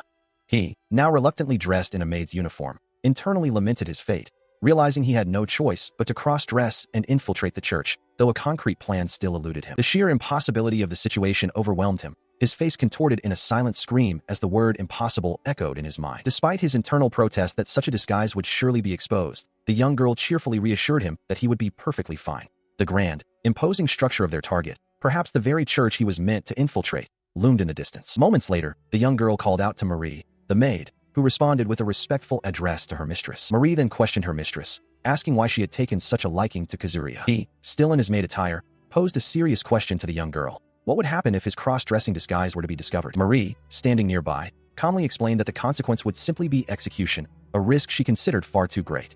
The young girl, however, seemed unperturbed by the gravity of the situation. Marie continued, her expression unwavering, stating that it was a fact there was no other viable method for their objective. She further elaborated, explaining that both her mistress and he were known figures, and if they were to be found, it would immediately raise suspicion. He acknowledged her point, a sense of grim understanding settling upon him. He, disguised as Kazuya, was embraced by Cheryl, who urged him to return safely. Marie's hand reached out, gently touching his head, a silent acknowledgement of his new identity. Moments later, a grand building, likely the forbidden Luna Reveal, stood before them. A voice called out, "Peter." Peter, a young boy, turned to face the source of the call, where Kazuya and Cheryl stood.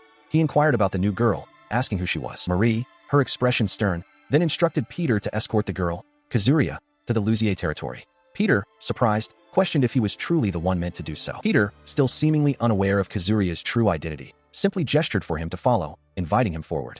Kazuya, meanwhile, internally wondered if his disguise was truly holding up, if he hadn't been exposed as Kazuya. As Kazuya walked, he noticed a bag, questioning its purpose, realizing it contained various changes of clothes. Peter, observing him, simply urged him to take it along. Kazuya, now alone with Peter, expressed his disbelief, asking why he had to carry such a bag. Peter, however, simply acknowledged that there were many things to carry. Back with Marie and Cheryl, Cheryl casually remarked that Kazuya was a lady, and there was no need to hide it from Peter.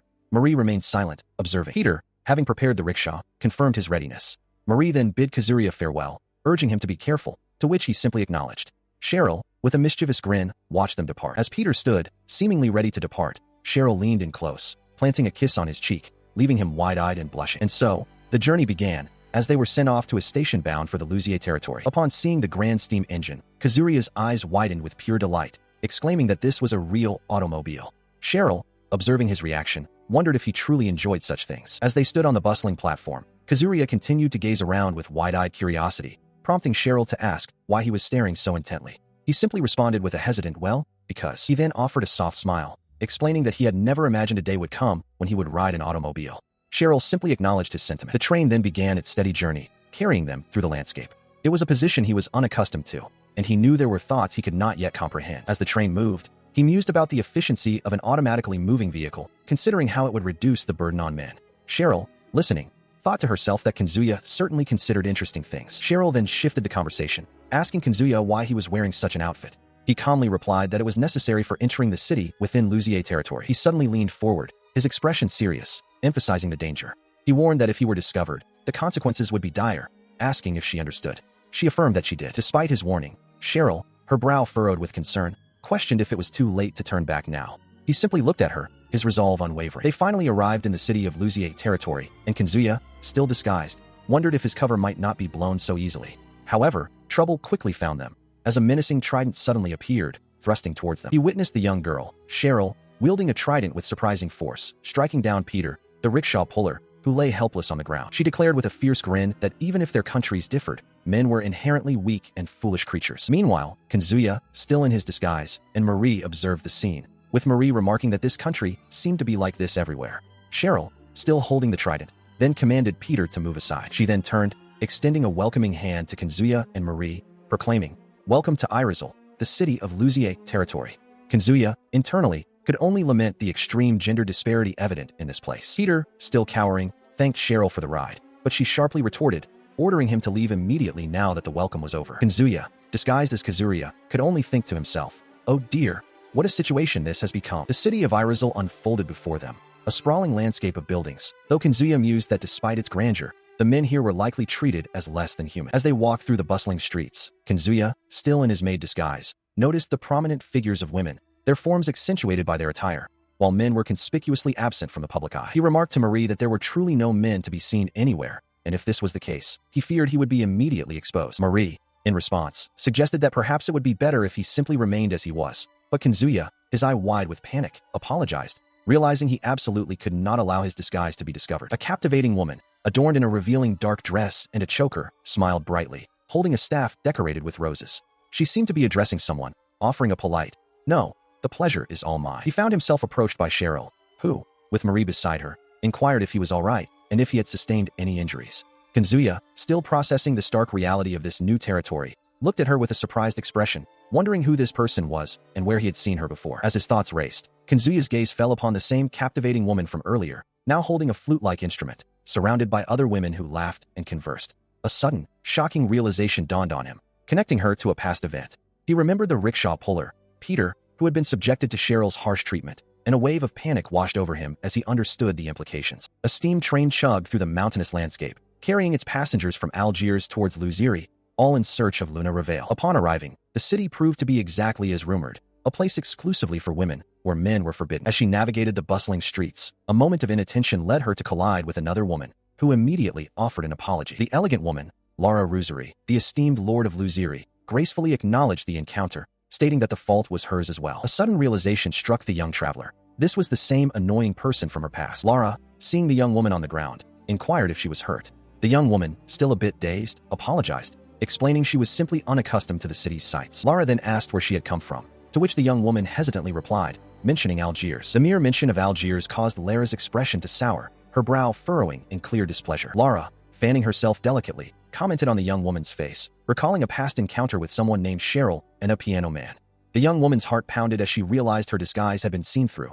Lara knew she was the piano man. With a warm smile, Lara declared the young woman to be very beautiful, leaving her flustered and blushing. The young traveler, still reeling from the unexpected recognition, was further taken aback as Lara Ruzuri, with a confident smile, offered to personally guide her through the city, assuming she would find it to her liking. Lara, beaming with pride, declared that Luziri was far more wonderful than Algiers, a city she seemed to hold in low regard. The young traveler, observing this, noted Lara's surprisingly strong competitive spirit. As the two women began their stroll through the bustling streets of Luziri, the young traveler felt a momentary relief that her true identity had not been immediately exposed. Yet, a lingering unease persisted. Lara paused, turning to look back at her companion, her mind drifting to a past encounter.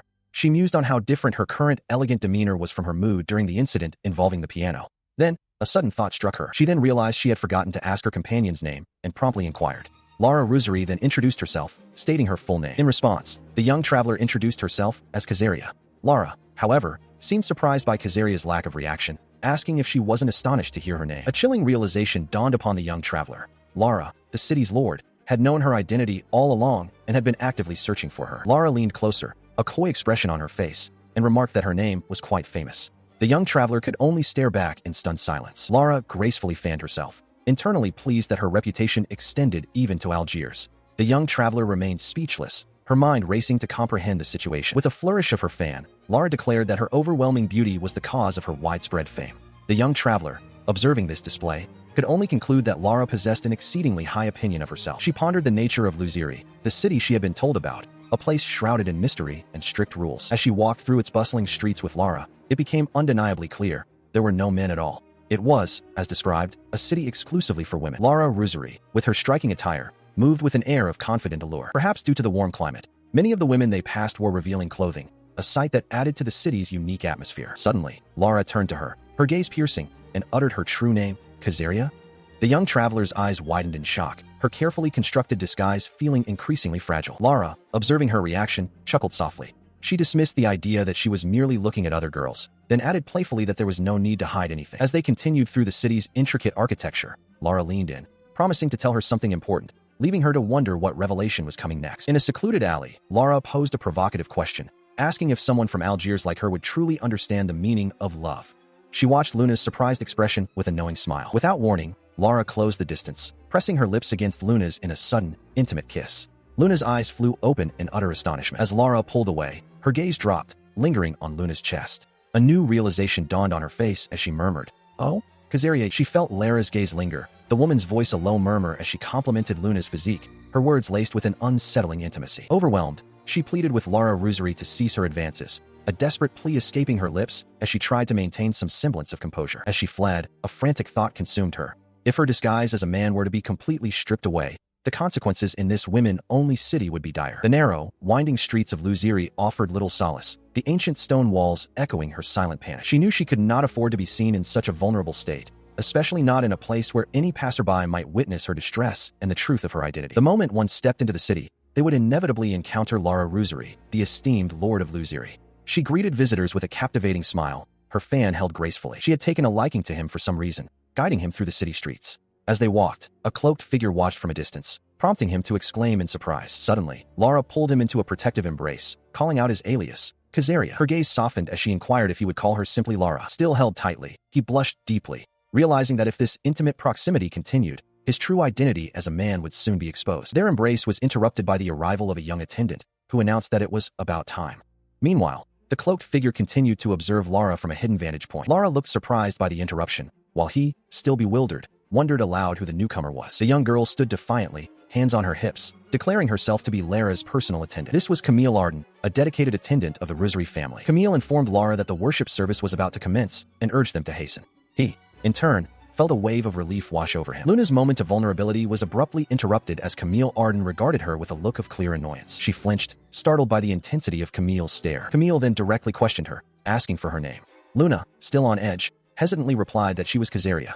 Camille's expression tightened, finding the name strange. The attendant's gaze lingered, a suspicion forming in her mind as she wondered if Luna could possibly be a man.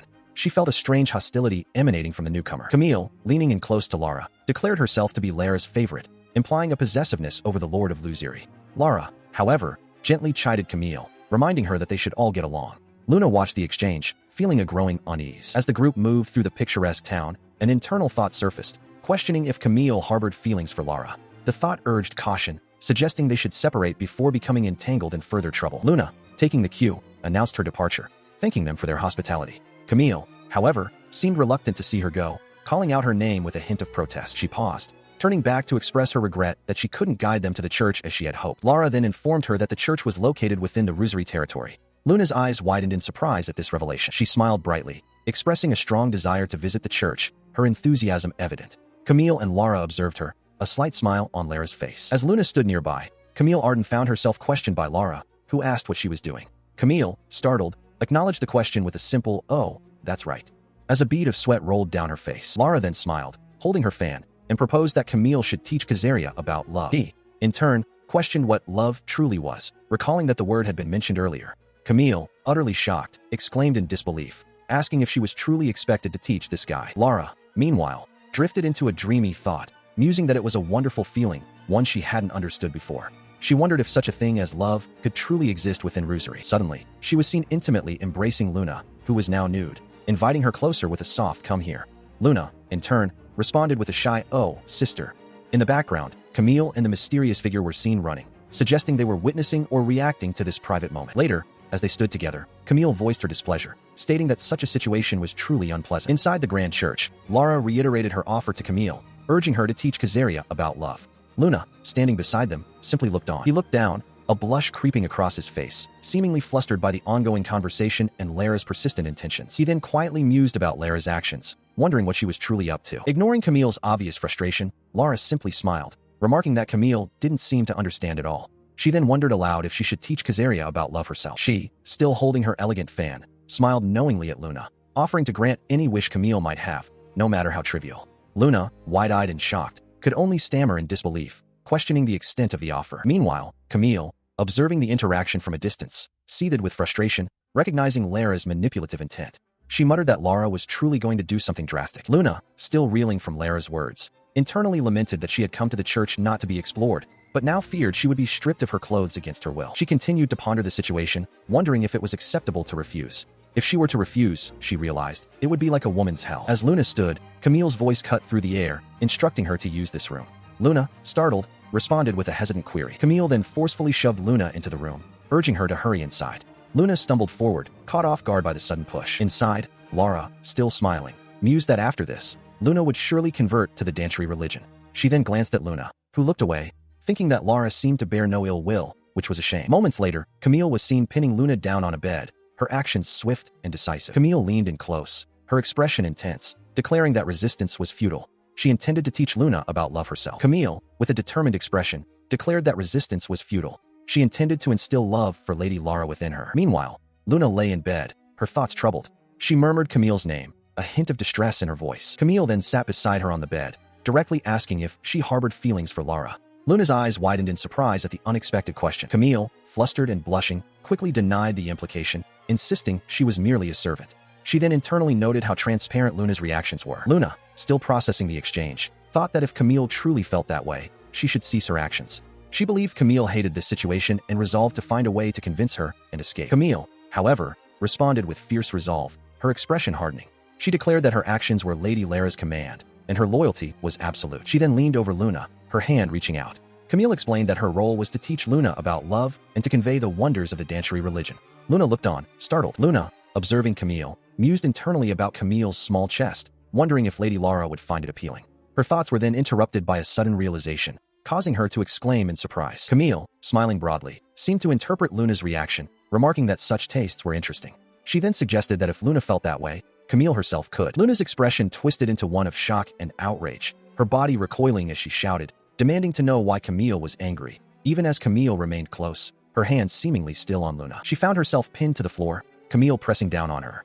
Luna, bewildered and angered by the situation, questioned Camille's sense of values, wondering aloud if being smaller wasn't preferable. Camille continued to touch her. Despite her protests, Camille leaned in, her expression firm, and told Luna not to resist. Luna could only manage a pained grunt in response. She continued to struggle, internally declaring the situation dire and asserting that she could not be further corrupted, even if the method was somewhat forceful. Suddenly, with an unexpected surge of strength, Luna reversed their positions, pinning Camille beneath her. Camille looked up, startled. Her hand moved to Camille's uniform, and she realized she had no choice but to use force.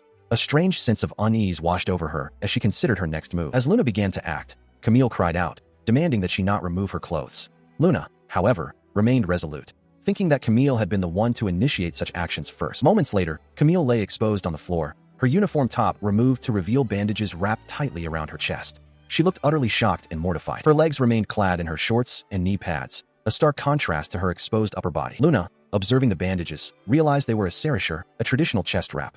A new question formed in her mind. Why would Camille be wearing something like that? Mortified, Camille curled into a ball, covering her face and pleading with Luna not to look at her. She wore a serichure, Luna realized, her eyes widening in surprise. Was she binding her chest to appear smaller, perhaps to gain favor with Lara? As Luna processed this, Camille looked up, pleading with her not to tell anyone. Luna quickly reassured her, and Camille confessed her fear of being disliked by Lady Lara. Luna looked down, a conflicted expression on her face. She thought Camille was a good, healthy child, but a deeper, unsettling feeling lingered. Luna then pressed Camille down onto the bed, declaring that she, too, was a man and could not afford to be exposed. Camille, startled, cried out for her to stop. The sensations intensified, causing Camille to writhe and moan softly, her eyes wide and dazed. She questioned why she was reacting in such a way. Still pinned beneath Luna, Camille, now thoroughly flustered, demanded to know what had just happened and repeatedly told Luna to stop. A close-up revealed Camille's face, still flushed and bewildered, as she wondered about the strange tingling sensation that now ran across her skin. Ignoring Camille's protests, Luna reached out, her fingers moving towards the cap on Camille's head, intent on removing. Just as the overwhelming sensations began to subside, a sudden weight pressed down upon her. She opened her eyes to find Luna, whom she knew as Kazaria, pinning her to the bed, her own expression one of surprise. Camille, startled, called out her alias. Luna then sat up, her gaze intense as she looked at the still confused Camille. She declared that Camille was next, her words carrying an unsettling weight. Without hesitation, Luna reached down and began to pull Camille's uniform shorts further down, exposing her bare bottom. Camille's eyes widened in shock and disbelief, questioning if it was truly Luna or Kazaria doing this. Luna, now smiling, pointed at Camille and cheerfully called her name, while Camille remained in a state of distress, still processing the sudden turn of events. A wave of regret washed over Camille. She chastised herself, realizing she had been careless, mistakenly believing the ordeal was over. As they both sat on the bed, Camille knelt before Luna, her hands clasped together in a desperate plea. She begged Luna to keep what had just transpired a secret. She clutched her hand, a faint glow emanating from it, her expression one of deep distress. She wondered if she was truly all right after using such power, and if this meant it was happening again. Still covering herself, she looked at Luna with a blush, asking if this was to be a secret. Luna, with a surprised look, clarified that it was far more than just a secret. Still on the bed, she hugged herself tightly, her face flushed with shame. She thought about her body being touched by a man, and the defilement that would be known if anyone found out. Her eyes were closed, a single tear escaping, as she grappled with the terrifying uncertainty of what might be done to her next. She covered her face with her hands, crying out that she had been made to feel good, and if Lady Lara were to find out, everything would be exposed. Luna watched her, a quiet thought forming that this raw vulnerability was Camille's true nature. Blushing, she looked up at Luna, who then offered to keep the secret of Kazaria, if Camille, in turn, kept Luna's secret from Lady Lara. Luna then smiled, a sense of relief washing over her as she realized that everything had somehow settled, attributing the success to the power of her finger. Meanwhile, across the land, a grand city stood under a vast sky. It was said that just like Mary, Camille's power must have activated, and she would surely manage to get by in this country. Within the hallowed halls of a magnificent cathedral, a figure reported to the Holy Maiden that a man had wandered into the city. The Holy Maiden responded with a thoughtful, "Is that so?" The Holy Maiden, Celestiarike, a young girl with a gentle smile, then issued a chilling command, "Punish him," she declared, her voice carrying an unsettling conviction that their religious order would destroy all men. Yet, despite such a chilling decree, the ultimate goal, she insisted, was to fill the world with true love. The narrative would continue, exploring the Holy Maiden's duty. He continued, asking if she knew anything about it. She replied that she had not heard of such a thing. Suddenly, a thought struck her. She mentioned hearing about something at the church and asked if Lara knew anything about it, though she doubted it. He questioned what she meant by Holy Emperor as the scene shifted to the grand, empty interior of a church. She looked at him with wide, surprised eyes, exclaiming that he couldn't possibly be unaware of Danchali, the church's foremost goddess-like figure. He then suggested they ask this Danchali for information, but Lara immediately forbade it, warning that if a man were to approach her. Her warning was punctuated by a distant, massive explosion, turning a figure into ash. Lara and the protagonist reacted with shock, calling the act foolish. He acknowledged the rumor, but Lara clarified that it was more than just a rumor. It was a fact that men were not accepted, and it was better not to approach. He pondered his predicament, questioning the identity of the Holy Emperor and lamenting his lack of any real leads. He wondered what kind of person Kami was supposed to be, the persona he had adopted. He realized that as a man, he knew nothing of Kazuria, or rather, he was not truly of this world. As he pondered, Lara called out, asking him to come closer. She began to explain, "Our Holy Emperor is." She then adopted a serious, determined expression, ready to impart crucial information. She pointed to a grand portrait of the Holy Emperor, describing her as a being of divine beauty and purity, revered as a reborn goddess. Then, gesturing to a smaller image depicting a man consumed by flames, she revealed the grim truth. Men who dared to approach the Holy Emperor were incinerated. He stared in shock, the reality of the danger sinking in. Emphasizing the gravity of the situation, she warned him directly that this was a well-known legend, and since he knew nothing of Kazuria, he absolutely must not approach the Holy Emperor. He acknowledged her warning, understanding the peril. Lara then instructed him to wait in his room while she went to report to Lady Lara. Back in his room, he stood thoughtfully for a moment before a faint sound caught his attention, drawing his gaze towards the window. He opened the window, leaning out slightly, and identified the source of the sound as music. He looked out at a grand, ornate building, its domes and arches suggesting a place of significant importance, the likely origin of the melodic notes. He stood before the grand building, the source of the mysterious sound, a small exclamation mark appearing above him as he processed the discovery. He listened intently, confirming his suspicion. It was indeed the sound of a piano. As he continued to listen, a look of exasperation crossed his face. The playing was utterly dreadful, he thought, lamenting the clumsy fingering. Inside, a young girl with braided hair, dressed in a maid's uniform, sat at the piano, tears streaming down her face as she mumbled apologies. An older woman, stern and bespectacled in a nun's habit, loomed over the girl, harshly declaring that even a dog could play the instrument better. The maid flinched, finding the words cruel. Peering through a window, he observed the scene, a flicker of recognition in his eyes as he watched the maid being scolded by the nun while attempting to play the piano. His gaze then fell upon a portrait hanging on the wall, depicting a regal young woman. A sudden, shocking realization dawned on him. The girl in the portrait was the Holy Emperor. Meanwhile, the nun continued her strict instruction, ordering the maid to remember the lesson by next week. The maid, still tearful, looked up with a confused expression, wondering about something. She glanced around the opulent room, her eyes scanning the surroundings as if searching for something or someone, while he remained hidden behind a pillar, observing her. His eyes widened in surprise, a gasp escaping him, as the maid's gaze seemed to meet his, a subtle look of recognition or surprise on her own face. After the Holy Emperor's gaze seemed to fall upon him, Kami, still in her maid disguise, felt a surge of panic. She internally worried that she might have touched the Holy Emperor's reverse scale, a forbidden act. A voice then called out, instructing her to come closer, to which she meekly responded, "Yes." Moments later, Kami found herself in a lavish room with the Holy Emperor, who sat composed on a sofa. The Holy Emperor inquired about her piano performance, while Kami, standing respectfully, internally acknowledged the danger of her proximity, recalling the warnings about men being incinerated if they approached the divine ruler. A glass of water sat nearby, reflecting the quiet tension. Despite the underlying tension, Kami offered a forced smile, praising the Holy Emperor's piano skills as very skillful. The Holy Emperor, however, seemed unconvinced, her expression questioning the sincerity of the compliment. The Holy Emperor then countered, stating that Kami's performance was, frankly, subtle, a remark that visibly surprised Kami, who held a glass of water in her hand. A faint smile touched the Holy Emperor's lips as she noted how everyone else merely offered her praise, suggesting Kami's candidness was a rarity. Kami, still clutching the glass, realized the Holy Emperor perceived her as an honest person. Feeling a shift in the atmosphere, Kami relaxed slightly and expressed empathy for the Holy Emperor's struggles with the piano, admitting she understood the frustration of uncooperative fingers. She pondered aloud what could be done, eliciting a surprised glance from the Holy Emperor. With a genuine smile, she then revealed her own experience. admitting that she too played the piano but found herself clumsy and unable to play skillfully. The Holy Emperor's expression brightened with delight at this revelation, exclaiming it was a coincidence that Cammy also played. She then extended an invitation, suggesting Cammy play a little if she had the time, leaving Cammy momentarily stunned. As Cammy held the glass, a strategic thought formed in her mind. If she could foster a friendly relationship with the Holy Emperor in this setting, she might be able to learn about Luna Vale. She also considered if there were deeper implications to this unexpected turn of events. Before Cammy could fully process her thoughts, the Holy Emperor, now standing, took her hand and began to pull her along, excitedly declaring that she had heard Kinzuya's piano. Cammy, taken aback, could only utter a questioning piano. As the Holy Emperor led her, Cammy considered the situation. If her piano possessed the power to captivate people, then it was acceptable to let the Holy Emperor hear it now. Moments later, they stood before a grand piano. The Holy Emperor remarked that the piece was indeed difficult. The nun tutor, standing nearby with the small creature, then began to speak, excusing herself. Before the nun tutor could finish, Cammy's fingers, swift and precise, descended upon the keys. The Holy Emperor's eyes widened in astonishment, her expression one of profound surprise as the first notes resonated through the room. She stood captivated, her hands clasped to her chest, utterly absorbed by the melody that filled the air.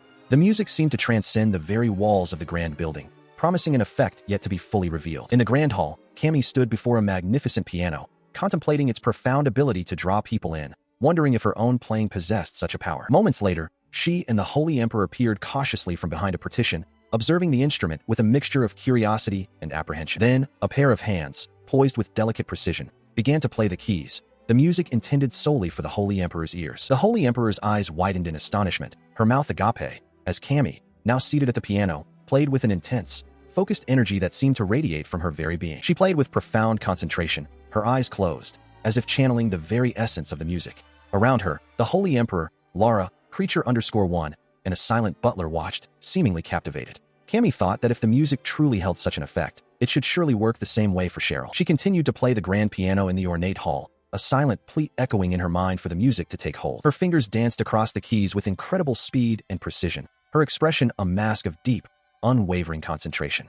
The powerful melody seemed to resonate through the very foundations of the building. After the performance concluded, she looked up at the Holy Emperor, who stood beside the piano, asking if that was the correct way to play the piece. Her hands rested gently on the sheet music as she acknowledged the difficulty of the composition, but suggested learning it slowly, allowing her fingers to gradually memorize the intricate movements. The Holy Emperor listened intently to her explanation, as Cammy assured her that with repeated practice, she would undoubtedly master the piece. She watched the Holy Emperor, who seemed unimpressed, even annoyed, by her performance. The Holy Emperor wondered aloud if the music was truly having no effect, while Lara, observing from the side, also questioned if the desired outcome was failing to materialize. A pang of doubt struck her. She wondered if her piano playing truly lacked power, and if Marie's guidance had been a mistake after all. Suddenly, a maid burst into the room, calling out to the Holy Emperor, Celeste. Both Cammy and Lara turned, startled, as the maid announced she had a report. The Holy Emperor, surprised, asked what had happened. The maid, revealed to be the nun tutor, reported that an intruder, suspected of stealing food, had previously invaded the territory and had now been discovered and apprehended. The Holy Emperor smiled, commending the nun tutor for her good work, and then inquired about the intruder's origin, asking from which territory the man hailed. Cammy reacted internally with a soft gasp as the nun tutor stated the intruder was believed to be a vagrant. The nun tutor then instructed the Holy Emperor to continue with her piano practice, as usual. The Holy Emperor, already seated at the instrument, questioned if she should truly proceed, as usual. With a wide, unsettling smile, the Holy Emperor suggested that the intruder should be subjected to burning treatment. She then explained her reasoning, stating that strange diseases were prevalent, making such measures a serious necessity. Cammy reacted with a shocked realization. As the nun tutor stood over her, the Holy Emperor, still at the piano, declared that all men should simply perish. She elaborated on her chilling belief, stating that men were the root of all problems, and if they were gone from the world, the country would be prosperous, peace would reign, and the people could live in tranquility. She continued, her voice laced with a question, asking if others shared her grim perspective. Her expression shifted to one of profound shock, her eyes wide with disbelief as the grand piano stood silently beside her. She could only utter a hesitant sound of inquiry. The Holy Emperor, however, beamed with a bright, innocent smile, declaring with absolute certainty that men were indeed utterly useless creatures. This declaration caused a surge of anger within her, her brow furrowing as she internally scoffed at the very notion of male pride. The Holy Emperor then turned to her, stating her intention to quickly acquire the Luna Vale and depart from this place. She then posed a question, asking why Cammy was there. She elaborated, inquiring if Cammy knew about the Luna Vale, describing it as seemingly a mirror of dreams. Cammy's eyes widened in recognition and excitement. She knew of the Luna Vale and eagerly asked if the Holy Emperor was referring to that specific item. The Holy Emperor, in turn, pondered if it was indeed the object she sought. The Holy Emperor then suggested that if Cammy possessed it, she would be grateful to see it. Cammy, understanding the implication, simply acknowledged her words. With a confident stance and crossed arms, the Holy Emperor proposed an exchange. In return for seeing the Luna Veil, Cammy should teach her how to play the piano. Her unexpected offer left Cammy utterly stunned, prompting the Holy Emperor to question her reaction, wondering why she seemed so surprised. Still reeling from the Holy Emperor's unexpected request, he could only manage a hesitant, "Is that all right?" The Holy Emperor, however, beamed with delight, confirming, "Of course." As the conversation continued, the Holy Emperor, now seated before a grand piano, inquired about his name. He responded, revealing, "Ah, I am Kazuria." In turn, she introduced herself, stating, "My name is Seals. It's a pleasure to meet you."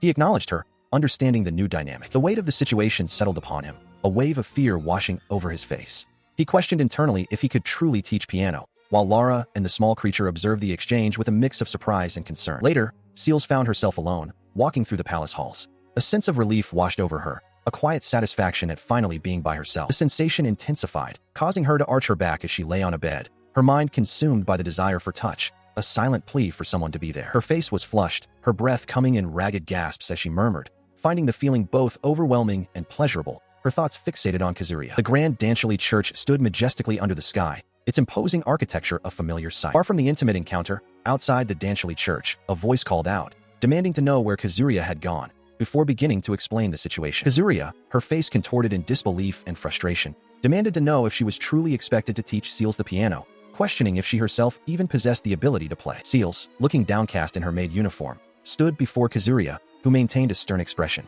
Lara, also in a maid uniform, stood nearby as Kazuria pressed for an explanation, asking what chain of events had led to this peculiar predicament. Seals, with a hesitant began to speak. Seals, her gaze now firm upon Kazuria, declared that if she played the Luna Veil, she would reveal it. Lara, standing protectively beside Seals, interjected, reminding them that she had already issued a warning.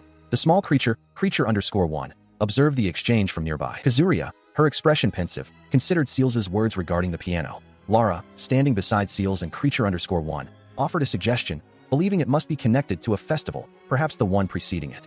Kazuria then echoed, "A festival?" Kazuria, turning her head slightly with a knowing smirk, elaborated that it was the festival where the Danchali church took the lead, offering prayers and gratitude to the goddess for a bountiful harvest. The grand hall of the Danchali church was bustling with activity, filled with numerous people gathered for the solemn prayer festival. Kazuria, her expression now serious and deeply focused, brought a finger to her chin, lost in thought. Seals, standing upon a bed, explained that this year, the Holy Emperor Seals herself would undertake a major role.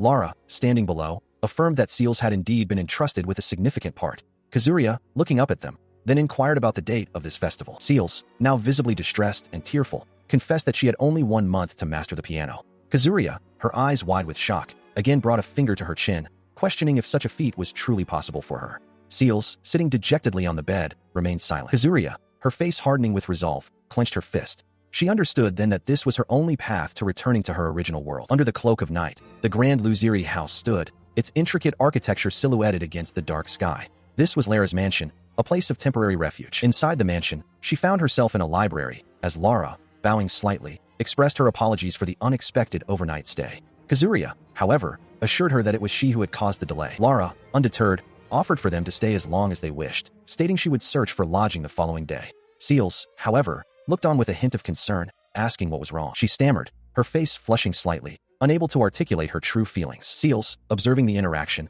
voiced her worry that someone might try to take Kazuria away, but she quickly denied it, shaking her head. Internally, she mused that Lara likely disliked her because she was a man, a secret she desperately tried to keep. Lara, still smiling, then offered the use of the bath, inviting Kazuria to use it freely later. Seals, hearing this, looked towards her with a thoughtful expression. A wave of panic washed over her, her eyes widening in alarm. She realized the immense risk of being exposed if she were to undress for a bath. The thought of someone discovering her true identity was overwhelming. Despite the danger, the desire for a bath was almost unbearable, leaving her in a state of frustrated internal conflict. She remembered a time when she was just a boy, being doused with water from a well by another child.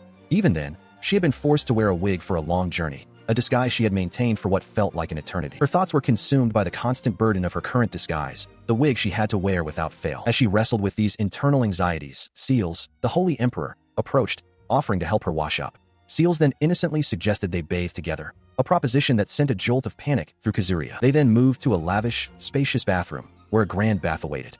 Kazuria stared at the inviting water, her internal conflict intensifying. Still, Seals pressed, asking why Kazuria seemed so hesitant. Kazuria, desperate to avoid exposure, internally considered asking Seals to stand guard. Before she could voice the thought, Seals, with an innocent smile, offered to do just that. His mind raced, a deep blush spreading across his face. He wondered if Seals was deliberately trying to make him melt with such an offer. Then, a sudden, shocking realization dawned upon him as he looked at Seals's chest. The Holy Emperor, Seals, was a man. Seals embraced Cammy tightly, expressing her concern that Cammy might become drowsy again, just as she had before. A deep blush spread across Cammy's face as she heard Seals's words, a faucet dripping nearby. She internally grappled with the impropriety of the situation, thinking of herself as an unrighteous man for maintaining the deception. Suddenly, a sharp sound startled her, causing her to flinch and question what it was, urging herself to calm down. Seals, observing Cammy's unease, stated matter-of-factly that the room was locked, suggesting Cammy check for herself if she was truly worried. With a decisive tone, Seals declared that this was the situation and instructed Cammy to take a bath slowly, then quickly added that Cammy should wash her hair first. The implication of Seals's words struck Cammy with a jolt of shock, her eyes widening in realization as she began to remove her disguise. Moments later, Cammy, now revealed to be a young man with short dark hair, smiled broadly, having removed the wig. Seals, witnessing the transformation, stared in utter surprise. He bent over, stretching, and remarked that the disguise had been a bit tough to maintain. Seals continued to observe him, still processing the revelation. Seals, her face flushed with a deep blush, covered her mouth with her hand, her mind reeling with the realization that he was a man, and questioning the confusing feelings stirring within her. Kazuria confirmed that his hair had indeed been a wig, and Seals acknowledged this. He then added that his body was also that of a man, to which Seals simply agreed, the truth now undeniable. She was still reeling from the revelation, her face flushed and eyes wide with shock and confusion. He, now revealed as male, walked away, wrapped in a towel, leaving her to grapple with the truth. Meanwhile, in another part of the grand estate, Lara stood, her expression serene, as the small creature peeked from behind her. She spoke of her admiration for a certain Lara-sama, a significant figure in her life. Back with Seals, she remained deeply flustered, her gaze falling to her own chest as the name, Kazuria, echoed in her mind, a stark reminder of the male body she had just witnessed. He continued to walk away, leaving Seals to call out, a desperate wait, escaping her lips as she reached out, trying to halt his departure. Despite her initial shock, Seals found herself in the bath with Kazuria, embracing him from behind. She offered to wash his back, a gesture of care amidst the bewildering circumstances. As she began to wash him, Seals's face flushed anew, overwhelmed by the reality of his male form. The washcloth in her hand, the foamy water in the bucket, all became part of this unprecedented experience. She continued to observe his body, and Kazuria, sensing her intense scrutiny, asked if it was truly so unusual. Seals internally acknowledged that there were no other men in this town, making his presence a unique and perplexing anomaly. Still processing the profound differences, Seals recalled ancient texts that spoke of the distinct physical compositions of men and women, a concept now vividly real before her.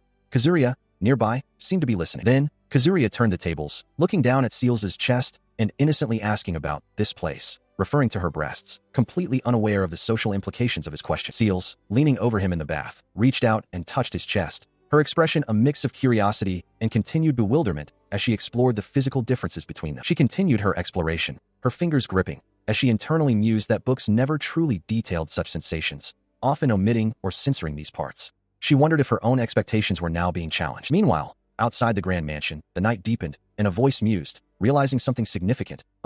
So that's it. Elsewhere, a hand held a gleaming key, its intricate design catching the light, while in the background, a figure stood by a dresser, seemingly preparing for the evening. As they walked through a lavish hallway, Lara informed Kazuria that she had forgotten to give her the room key earlier. Seals, still visibly affected by the recent events, watched Lara, who now held the key, her expression a complex mix of lingering arousal and perhaps a touch of jealousy or confusion. Inside a luxurious room, the woman from before, now naked, kneels on the floor amidst scattered clothing, her body trembling as she pleads for help. The black-haired man, his eyes wide with surprise, looks down at her, uttering the name Kyami. Kyami, her face now flushed with a deep blush, looks up at him with wide, uncertain eyes, her expression a mix of vulnerability and anticipation. Moments later, their bodies pressed close. The black-haired man and Kyami are locked in a passionate kiss, her arms wrapped around his neck. He looked at her with a serious gaze, asking if she had known someone was using the bath. She, in turn, appeared surprised and slightly panicked by the question. A hand holding a key appeared, and the legs of a woman in high heels were visible, indicating someone was about to enter.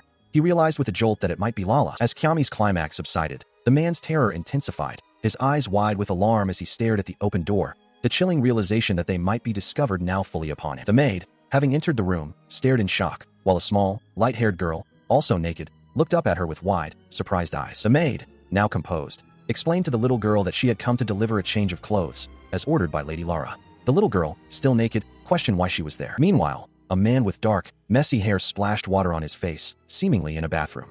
The maid's voice called out, asking about him, to which he replied that he was just going to the toilet. Later, the grand palace stood under the night sky, as a voice announced that they had been waiting. Inside the palace, the maid and the little girl stood before a tall, dark-haired woman. The maid apologized for the sudden summons, but the woman dismissed it, then questioned why the little girl was holding a particular book. The little girl held the ornate book tightly, explaining that she would teach Kazaria to play the piano as a thank you. The long-haired woman looked on, surprised by the mention of the piano. The next day, the little girl rushed out of the palace, exclaiming in distress about something called Luna Veil. The maid pulled the little girl back, who still clutched the book, telling her that she could not run away, even if she was not ready. Ceres' hands carefully opened an ornate box, revealing its contents. He declared that if he was taught properly, he would show what lay within. Following this, the little girl, her pigtails bouncing, smiled brightly alongside another girl with a bow in her hair. The girl with the bow affirmed, "Of course, Holy Lord." Moments later, the young man, Ceres, stood before a grand piano, his expression a mix of surprise and determination. He mused aloud about the sudden appearance of such a thing, believing it would allow him to return to his original world. The little girl, now identified as his teacher, urged him to begin their piano practice, guiding him towards the instrument. He turned to her, a hopeful smile on his face, asking if they would play together. She responded with an eager yes, as they both took their seats at the piano. As they settled, she instructed him to play only the melody first, as she would handle the accompaniment. He looked at the sheet music, a slight question in his eyes. His hands hovered over the keys, ready to begin, while she prepared to play her part, her fingers poised. She glanced back at him, a subtle look of encouragement, as his finger gently pressed down on a key, producing the first note. He continued to play, a soft smile gracing his lips as he focused on the melody. Her eyes sparkled with joy and satisfaction, clearly pleased with his progress. Together, their hands moved across the keys, creating a harmonious sound. His fingers, more practiced, played a complex arrangement, while her smaller hands provided a steady, simpler rhythm, their combined efforts filling the room with music. He sat at the piano, his fingers poised over the keys as the little girl beside him inquired, "Isn't playing the piano fun?" The scene shifted, revealing the little girl teaching a different young boy, who beamed with joy. "Yes, Mom, teach me more songs," he exclaimed, eager to learn. He continued to play, his small hands pressing the keys with focused determination, the little girl's head visible beside him as she guided his efforts. Meanwhile, the girl with the bow, her expression thoughtful, seemed to recall something from her own past. Speaking of which, she mused. A memory surfaced, hands gracefully moving across piano keys, and a younger version of herself, smiling alongside the little girl. She remembered, "I also had a time when I was taught like this." As the image of a rain-swept cityscape flickered in her mind, accompanied by the sound of piano keys, a realization dawned on her. Oh, I see. She was now the one teaching the little girl at the piano, but her thoughts drifted to a less pleasant memory. "I remembered. At university, I was made a fool of." Two other girls watched them, their expressions a mix of surprise and concern. Another fragment of the past emerged, a stern-looking man addressing an audience, while a younger version of the girl with the bow sat at a piano. She recalled, "Compared to my parents, I only had unpleasant memories." Despite the weight of her past, she remained focused on the present, her hands guiding the little girls as they played together at the grand piano. A quiet reflection settled over her as she looked at the instrument. "I really loved piano," she thought, the simple truth cutting through years of complex emotions. She continued to play the grand piano, her fingers dancing across the keys, as Ceres listened intently. He remarked that Kazaria was truly amazing. She then asked him what he meant. She explained that playing with Kazaria was incredibly fun. She also found great joy in playing for Ceres. A soft blush spread across her cheeks as she smiled shyly. Meanwhile, in a different part of the estate, a maid addressed a long-haired woman, mentioning that something had been bothering her. The woman, holding a glass of wine, simply hummed in response. The maid elaborated, stating that recently, a lot of black hair had been found in the rooms and bathrooms. She wondered if there was someone with black hair in the house. The long-haired woman, seated and holding a glass, questioned, "Black hair?" She smiled, suggesting that such a rare hair color would be quite noticeable, and wondered if perhaps an animal had snuck in. The maid bowed apologetically, acknowledging her mistress's point. She then recalled a conversation with Lady Lara from the other day, about a black-haired man she had seen in Algiers, which had made her wonder. The long-haired woman, taking a sip of her wine, instructed the maid to wait, while she went to confirm if an animal had indeed intruded. As she considered the maid's words, the long-haired woman's expression grew serious. Images of a black-haired man, Ceres, and the girl with the bow at a piano flashed through her mind, prompting her to question the significance of black hair and piano. A chilling realization began to dawn on her. 1 month later, the day of the prayer festival arrived. The grand edifice of the central temple stood majestically, surrounded by a bustling crowd gathered for the annual event. The festive atmosphere was palpable, with colorful banners strung across the streets and people carrying baskets of offerings. Ceres and the girl with bow observed the lively scene, with Ceres noting the vibrant decorations. He then noticed something peculiar amidst the festivities. He turned his gaze towards a large, cylindrical pillar erected in the center of the square, wondering about its purpose. It stood tall, bound by ropes, a focal point for the gathering crowd. They discussed the pillar, speculating that it might be a male effigy, perhaps destined to be burned as part of the ritual. Ceres felt a strange premonition, sensing that something was about to unfold. His thoughts drifted to the sound of a bell, a distant chime that seemed to resonate across the entire city, visible in the background with its many buildings and a prominent bell tower. As the evening bell rang, a sudden shift occurred in the crowd. People began to hurl objects towards the central pillar, their actions swift and unexpected.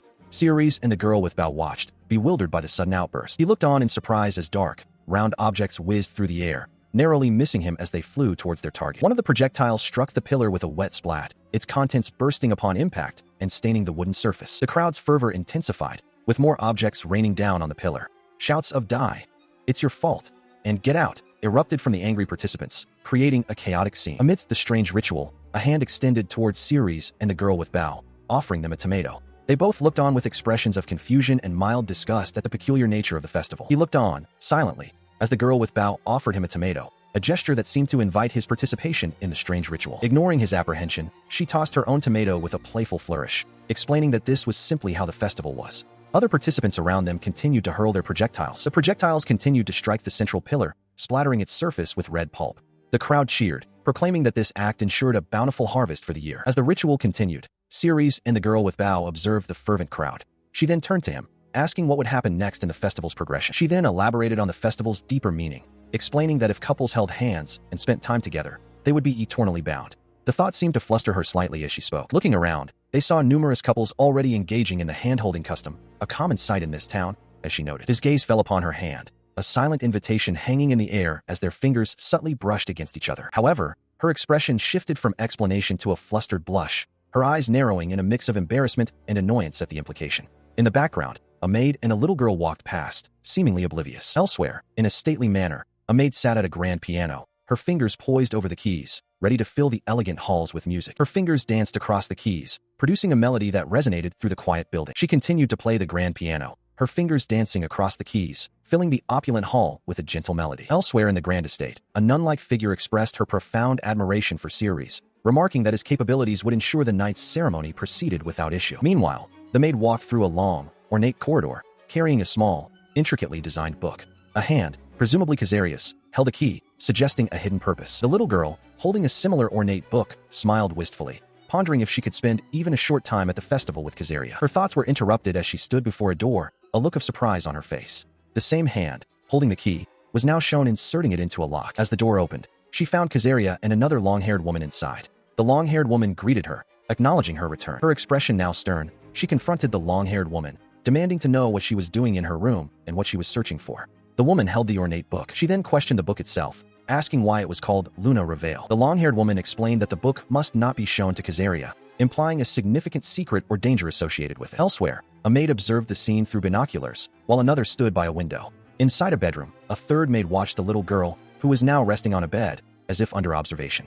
The maid with binoculars remarked that she had been instructed to keep an eye on Kazaria for the past month. With a stern expression, the long-haired woman declared that it had been revealed he was a man. Her eyes wide with shock, the little girl reacted to the revelation, a gasp escaping her lips. The scene shifted to a grim spectacle, a figure bound to a pyre, engulfed in flames, as a crowd, including the little girl, Ceres, and the girl with the bow, watched in horror.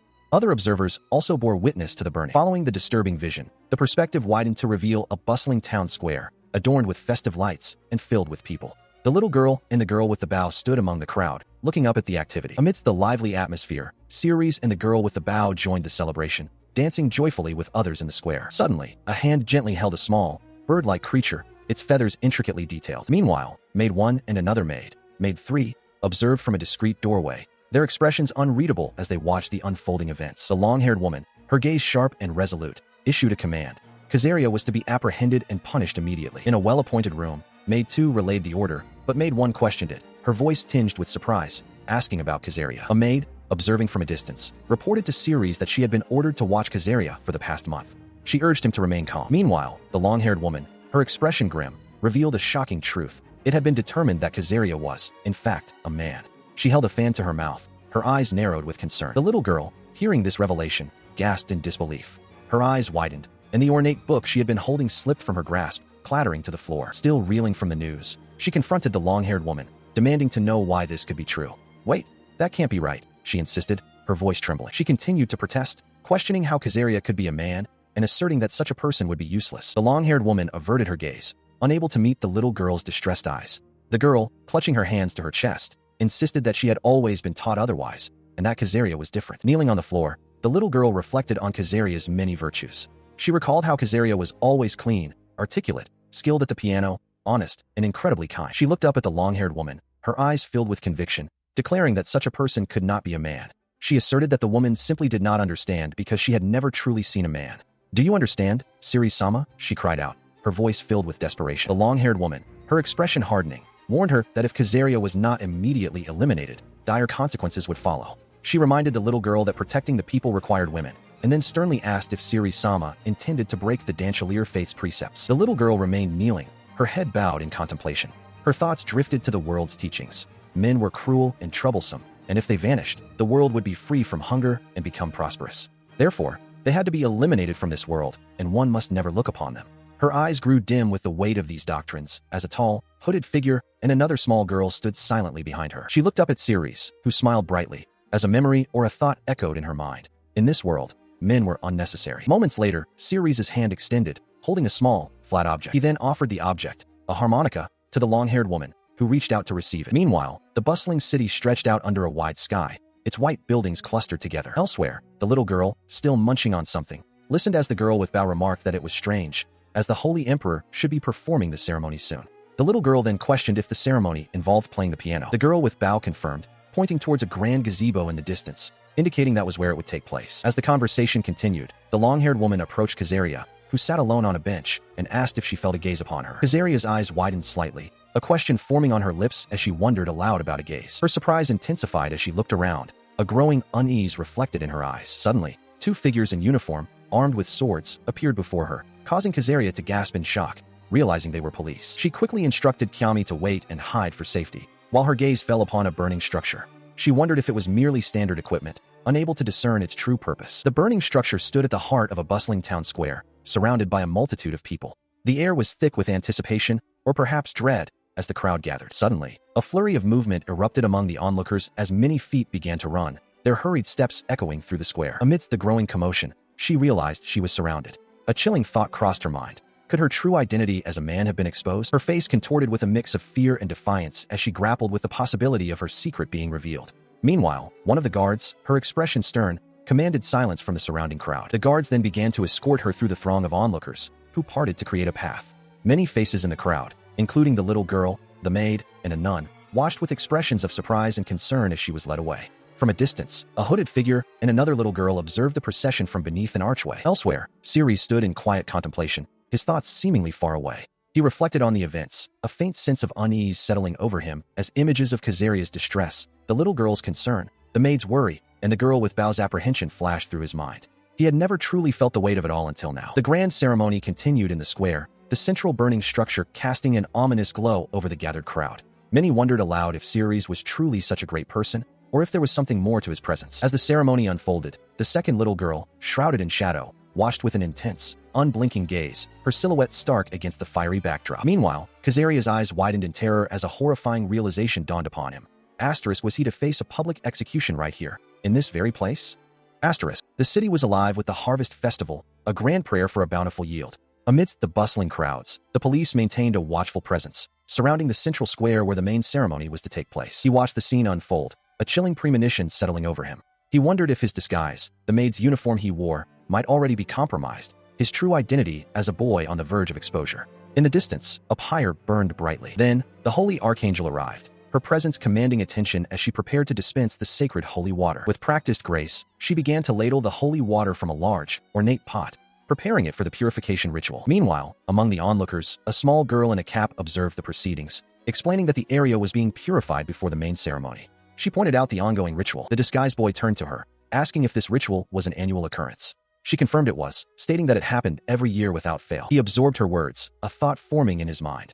If the security measures were always the same, then there was still a chance his disguise remained undetected. Suddenly, his attention was drawn to a girl with small horns on her head, who appeared amidst the crowd, looking visibly distressed and surprised, as if the holy water had affected her. She extended her arm, pointing intently towards something or someone unseen in the distance. A noble girl, holding a fan, appeared with a furious expression, shouting commands to the police to surround someone and clear the way, as officers struggled against a pushing crowd. The noble girl's command was met with immediate action as a sword was swiftly drawn, its sharp edge glinting.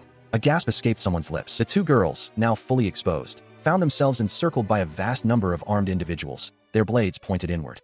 It was clear their disguise had been completely compromised. Trapped and outnumbered, the cap-wearing girl realized the gravity of their situation, her eyes wide with alarm.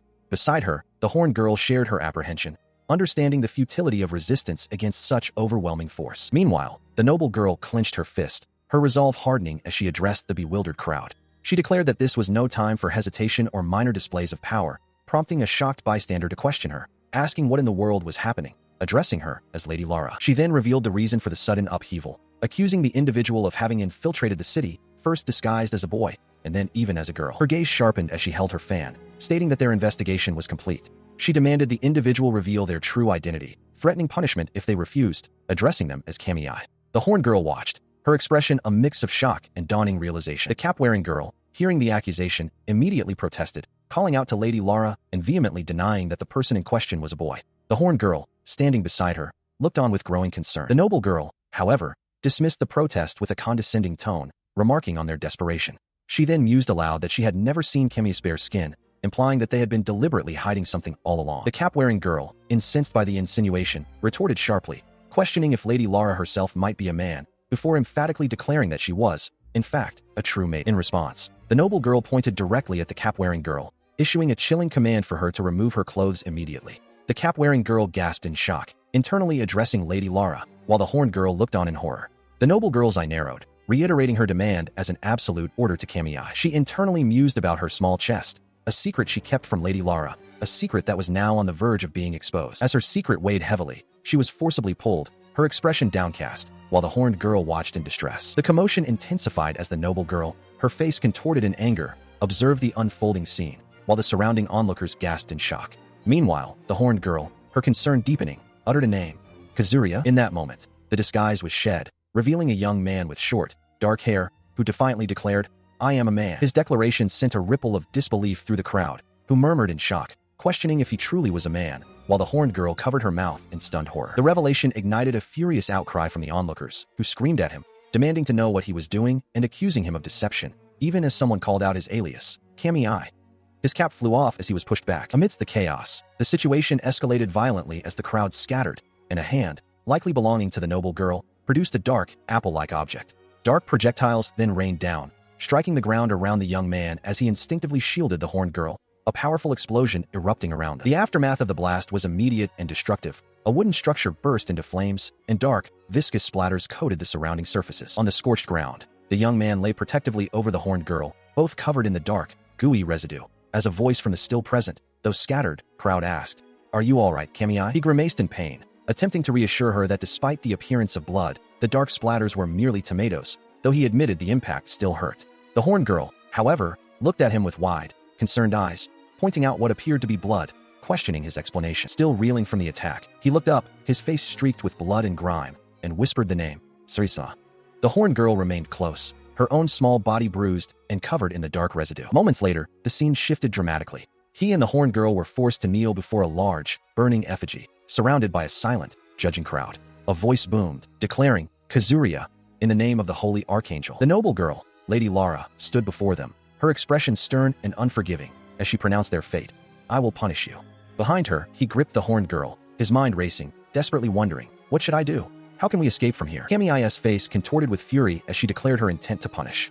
Elsewhere, a somber ritual was underway, with Kazuria bound to a pyre, his sacrifice invoked in the name of the holy archangel. Bound and facing the ominous pyre, he desperately considered his options, his mind racing with the question of how he might possibly escape his dire predicament. As he remained on the ground, a stern voice from a woman in elegant attire confirmed his identity, recognizing him as a man of Algiers. He looked up, a faint, almost defiant smile on his face, and addressed her by her given name, Lady Lara. Lady Lara, her expression sharp and unyielding, immediately rebuked him, questioning why a man like him would dare use her personal name. Kamiai, standing protectively beside Kazuria, felt a growing sense of dread, realizing the overwhelming odds against their escape as they were surrounded by a silent, imposing crowd. Her distress evident, Kamiai called out Kazuria's name, while he, looking downcast, internally questioned if this was truly where his life would end, as the pyre burned ominously nearby. Kamiai, stepping forward with outstretched arms, desperately pleaded with Lady Lara to intervene and save Kazuria from his impending doom. Lady Lara, maintaining her stern composure, addressed Kamiai by her name,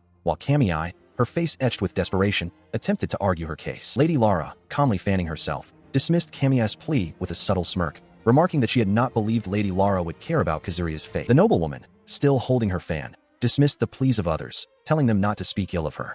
A girl with short, light hair looked on with frustration, while another, with long, light hair, observed a small figure on the ground. Kamiai, wearing her distinctive cap, looked down with a worried expression. In the background, other girls discussed how Kazuria had been taught piano and had become remarkably skilled. Kamiai, distressed, tried to comfort Kazuria, who stood with his hand to his mouth, looking down.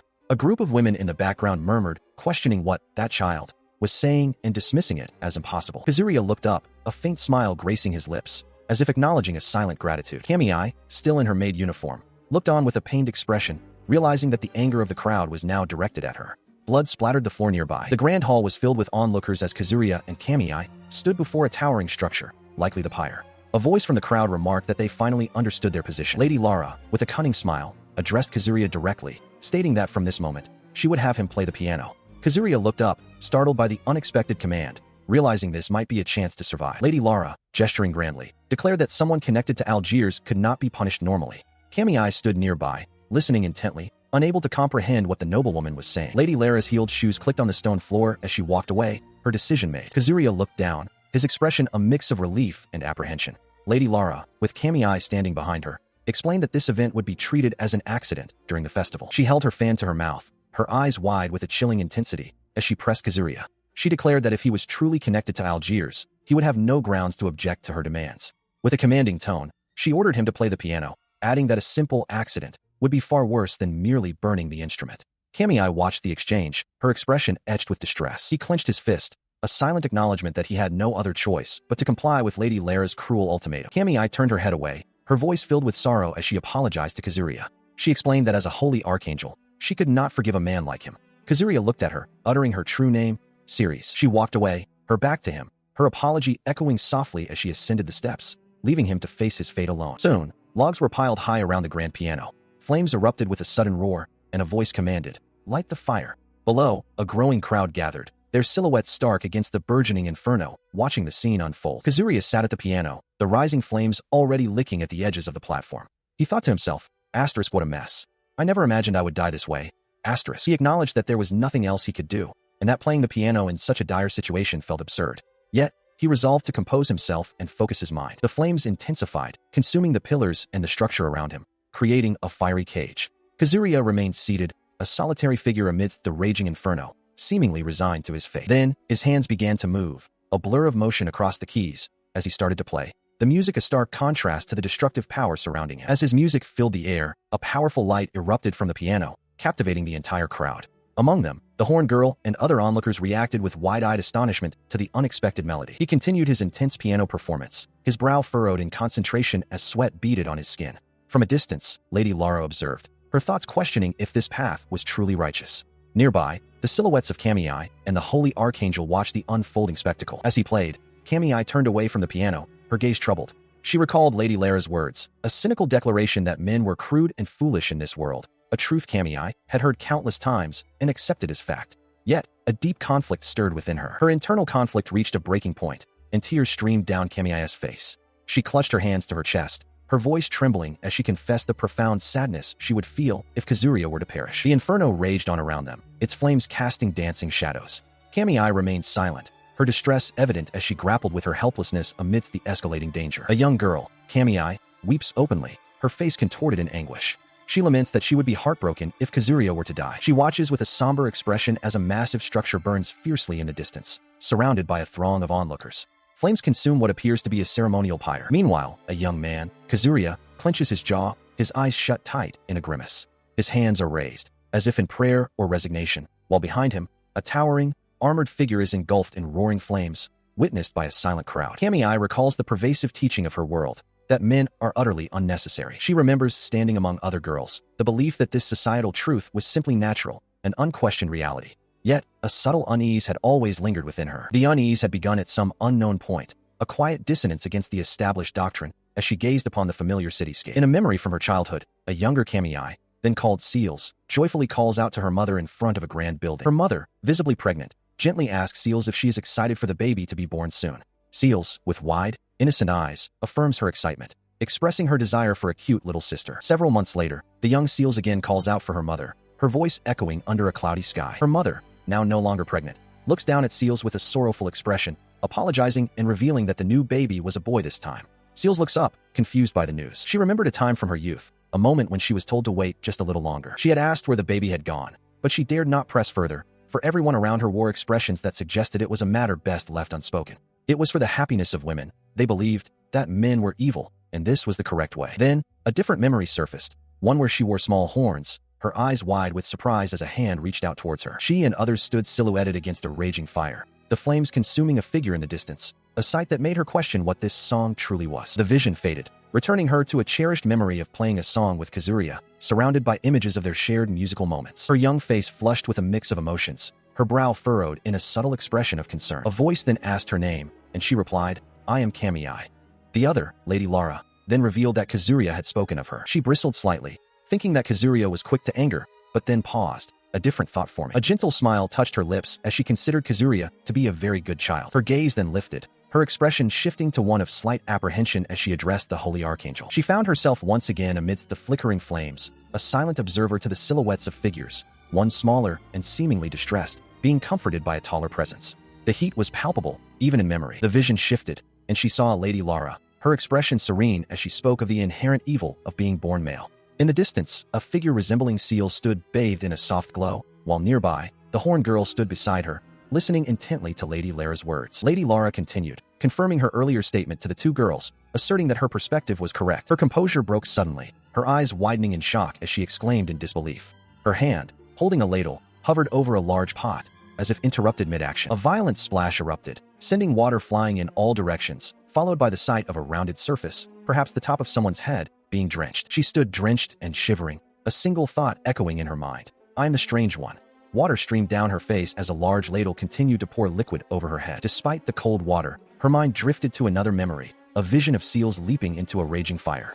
She questioned the strangeness of it all, wondering if jumping into the flames was truly a way to meet Kazuria. Her cheeks felt warm, even as tears mixed with the water on her face, and a forced smile stretched across her lips. The scene abruptly shifted to a burning room, where Seals, now seemingly older and identified as Kazuria, stood amidst the inferno, looking startled. He remained in the heart of the blaze, his body hunched over, as if shielding something or someone from the destructive flames that consumed the structure around him. He looked startled, his eyes wide with surprise as the girl with the small horns embraced him tightly from behind, calling out his name, "Seal-sama?" As the flames raged around them, she reassured him, stating that with so much burning, no one would be able to see them. He simply replied, "It's all right." Then, with a sudden movement, she pressed her lips against his, her eyes closed in a moment of desperate intimacy amidst the chaos. Her breath hitched as their kiss deepened, and in the wider view, she was seen holding him tightly, engulfed by the towering flames that threatened to consume them both. The grand structure around them was utterly consumed, its ornate architecture collapsing into a maelstrom of fire and debris, leaving nothing but ruin. A tender moment unfolded as a dark-haired boy and a light-haired girl shared a kiss, their faces close, eyes closed in the embrace. The intimacy of the kiss was abruptly contrasted by a vision of chaos. A massive structure burned fiercely, its flames illuminating the surrounding crowd. Elsewhere, the dark-haired boy, now appearing as Seals, stood near another burning edifice, a light-haired girl beside him, her expression one of concern. A light-haired girl, Kamiai, her cheeks flushed, confessed that she simply could not have abandoned something important. Urging him forward, Kamiai declared they must flee, pulling Seals along through a shimmering, ethereal space. He questioned her sudden command, wondering why they needed to run. Far from the immediate turmoil, a sprawling city lay under a clear sky, its buildings clustered together, hinting at a world beyond the immediate crisis. Within this city, outside a grand, ornate building with a distinctive domed archway, several young girls gathered.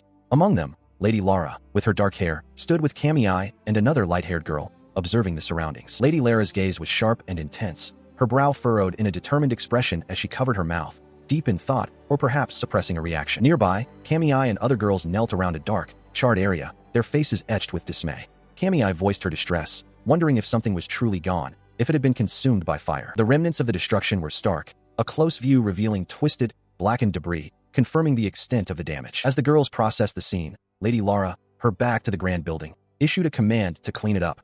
Kamiai, standing nearby, acknowledged her with a respectful, "Yes, Lady Seals." Still consumed by past events, Lady Lara questioned why such a thing had happened. She recalled the piano, wondering if anyone had heard it, and admitted that the memory still made her heart pound. She felt a profound sense of dread. Meanwhile, in a different time, two young figures, a boy and a girl, hurried through a dark, narrow passage, their hands clasped tightly together. They emerged into the light through an archway, their silhouettes briefly visible against the brighter world outside. Their hands remained intertwined, a silent testament to their shared journey and mutual reliance. The passage led them into a sprawling city, a labyrinth of buildings and hidden paths. The boy mused that such a place, with its many secret routes, could connect to anywhere. He then realized the implication. A secret escape route existed beneath the piano. The thought brought a wry smile to his face, a mix of surprise and understanding. As they continued their journey through the city, the girl, Tame, asserted that only the Holy Archangel knew of this particular escape route. She worried that if they lingered, they would quickly be discovered. They reached an old stone archway, a gateway to a more open, rugged landscape. The boy wondered aloud where they were, noting that no one should be able to reach this place. Inside a nearby building, the girl declared it a shelter, a place where they could finally rest. She collapsed onto a simple bed, stretching her weary limbs, a sigh escaping her lips. The boy, too, found respite, falling into a deep sleep. He had believed he was going to die. The boy, Seals, rested deeply on the bed, while Tame, the horned girl, sat nearby, watching over him. Even in his sleep, he seemed troubled, his mind replaying a vivid memory or dream of Tame amidst a raging inferno, her fingers still on the keys of a piano as flames engulfed the structure around her. He awoke with a start, his eyes wide with concern, immediately asking if she had sustained any injuries from the fire he had seen her in. Tame, sitting on the adjacent bed, reassured him that she was unharmed, but then her expression shifted, and she began to inquire about his own well-being, specifically mentioning his alias, Kazuria. As they stood, Tame's gaze fell upon his hair, and she pointed, asking if it had been singed or damaged in some way. He denied any damage, but she persisted, explaining that she was simply unaccustomed to seeing his dark hair, implying a previous appearance. With a gentle touch, she reached out and placed her hand on his shoulder, a silent gesture of comfort and affection. Without warning, she leaned in and kissed him deeply, her action surprising him completely. Her face flushed crimson, her eyes squeezed shut in a mixture of embarrassment and intense emotion. Still holding him, she confessed that she understood the implications of her actions, even as he, clearly flustered, questioned if such a thing was truly acceptable given his identity as a boy. Tame lay beside Seals in the bed, her expression troubled as she murmured words of hesitation. Her mind drifted, recalling fragmented memories and echoing voices that commanded her to punish and declared men utterly unnecessary in this world.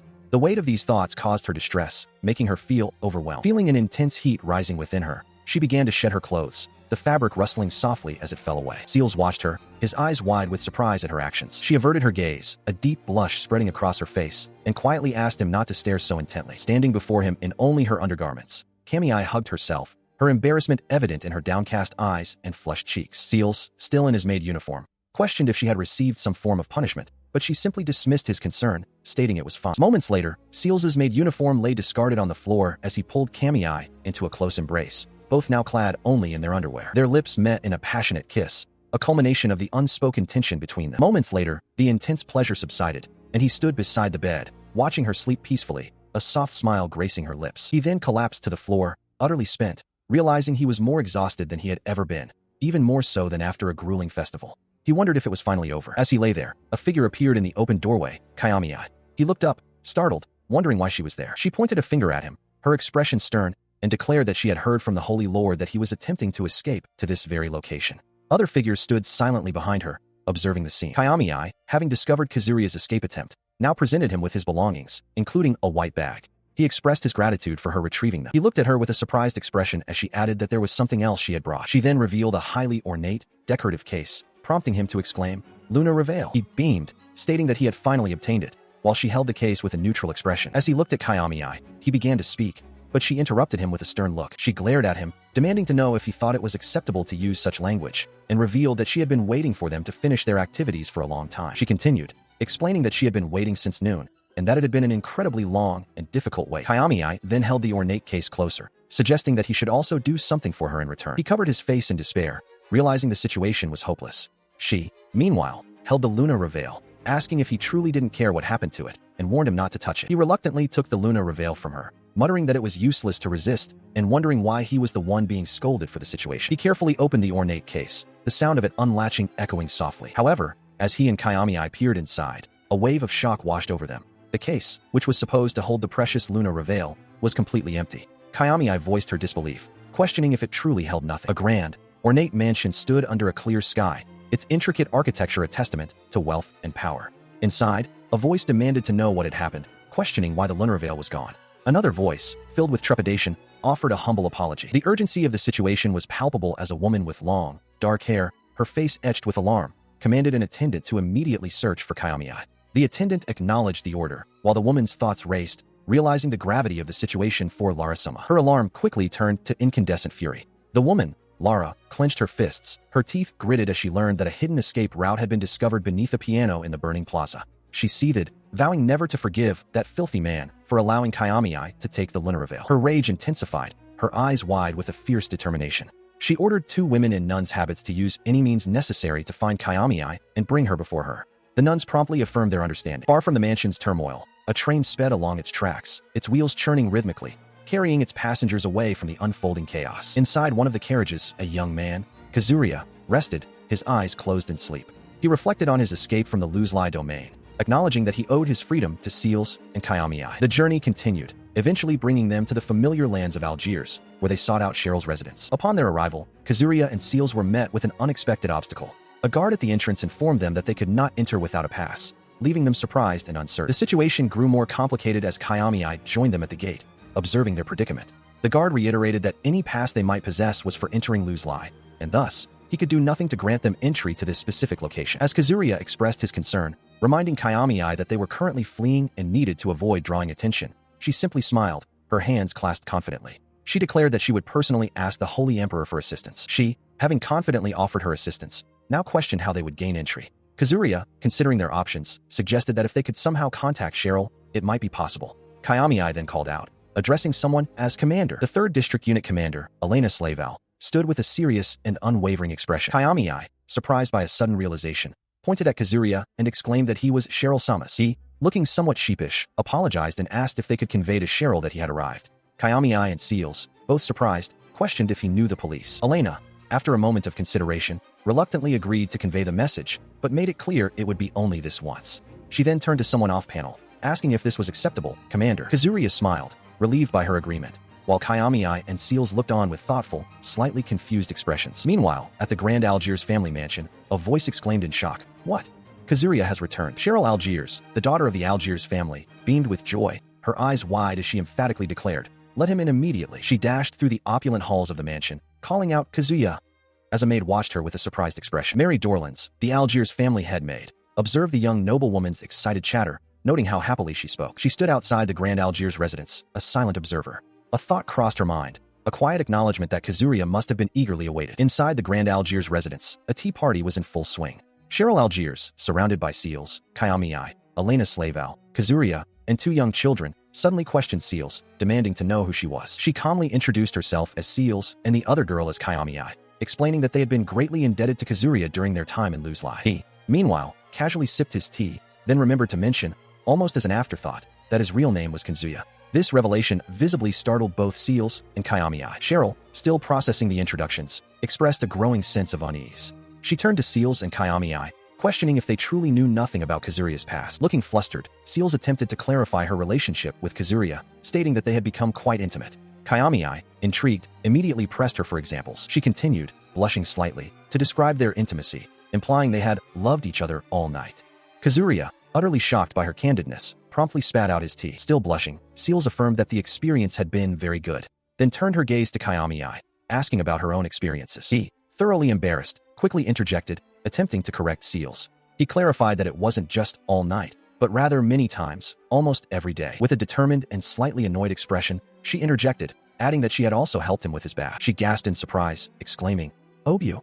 Beside her, Cheryl Algiers, equally stunned, questioned, "Is that so?" Kayami continued, asserting that Kazuria had been very comfortable. Cheryl, her eyes wide with disbelief, demanded, What do you mean by that?" Overwhelmed by the intimate revelations, Kazuria fled the scene, dashing through a doorway in a desperate attempt to escape the awkward situation. He continued his frantic escape, glancing back with a distressed expression as he muttered that he simply could not stay there, finding it too uncomfortable. Seals, ever composed, calmly stated that she would not blame him, while Kayami, with a hint of curiosity, asked why he was running away. Seals then shifted the conversation, telling him that more importantly, he needed to explain his reason for returning. Kazuria, taken aback, could only manage a surprised sound. Seals stood before Kazuria, her gaze direct, and asked if he had failed to find Lunavale. He looked away, then back at her, hesitantly replying, "No, I thought I had it." Seals then directed his attention to a small, empty box on a nearby table, instructing him to look at it. Kazuria peered into the container, questioning, "Empty?" She looked intently at him, her expression serious, as she began to speak. "This is..." He quickly interjected, "No, actually, at the bottom." Seals then pulled a piece of sheet music from the box, her eyes widening in surprise as she exclaimed, "Sheet music?" The title of the composition was clearly visible, Lunavale, Mirror of Dreams. A young woman, Luzier, stared intently at a sheet of music, her eyes widening in surprise as she recognized the title. Lunavale's mirror. Kazuya, standing nearby, explained his initial assumption, gesturing with his hands. He had imagined the mirror as a physical object one might reach into, something tangible. Luzier, meanwhile, stood before a grand, ornate mirror, observing her own reflection. She mused that she, too, had envisioned using the mirror to reflect herself, pondering its true purpose. Kazuya then inquired if she had attempted to play the music. Luzier paused, considering his question, before stating that she needed to confirm something first. He pressed further, asking if the ancient text contained any relevant information. She confirmed that they did. Later, in a more comfortable lounge, Luzier elaborated on her findings.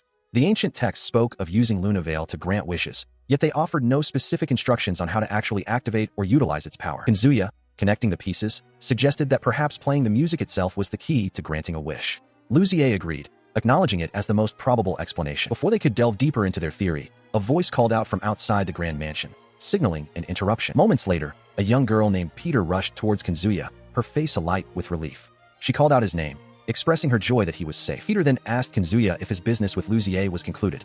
He responded with a vague assurance that it was, somehow, taken care of. Her voice cut through the air, asking Kazuya about something specific.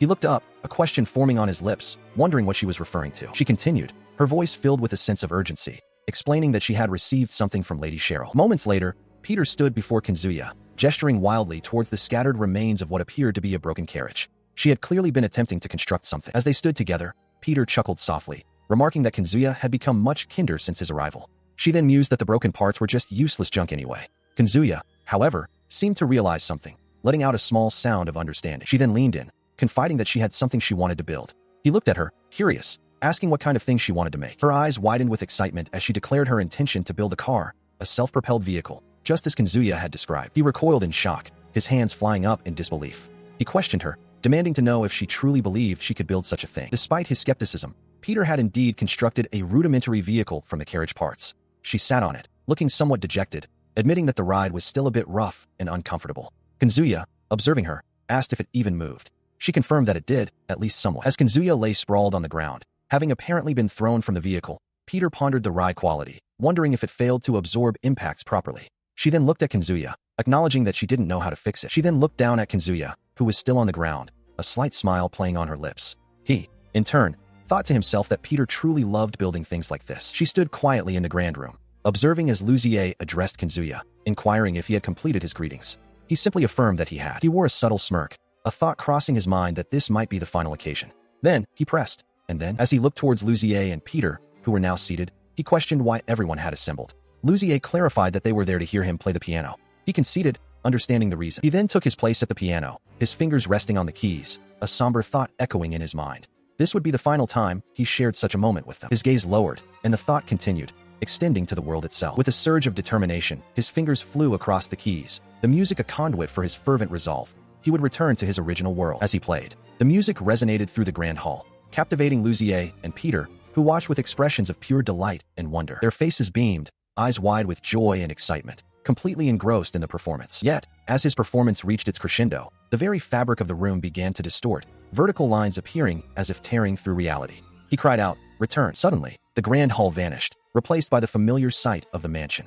Peter, who had been engrossed in her work on the carriage wheel, looked up with a puzzled expression, as if sensing a disturbance, before returning to her task, still seemingly confused. She found herself slumped against a plush chair, utterly drained, her breath coming in ragged gasps. Beside her, Luzier also appeared spent, her head bowed. Moments later, Peter lay sprawled on the floor, seemingly unconscious, while Luzier, still looking weary, leaned over her, perhaps checking on her condition. Elsewhere, Kazuya blinked, a look of profound confusion and mild alarm crossing his face, as if he had just awoken from a strange dream. He soon found himself in a grand, unfamiliar building, a place known as Lunavale. A voice within him declared that, from this point forward, he would become the partner to everyone within its walls. Inside, he listened intently as Luzier explained that, according to the traditions of the Danchery religion, he was expected to play a special piano. He looked at her, surprised by this revelation. She then inquired about the location of this particular instrument. Still processing the information, he seemed taken aback when Luzier revealed that the special piano was located on the distant western continent. She further clarified that the specific place was a male ranch,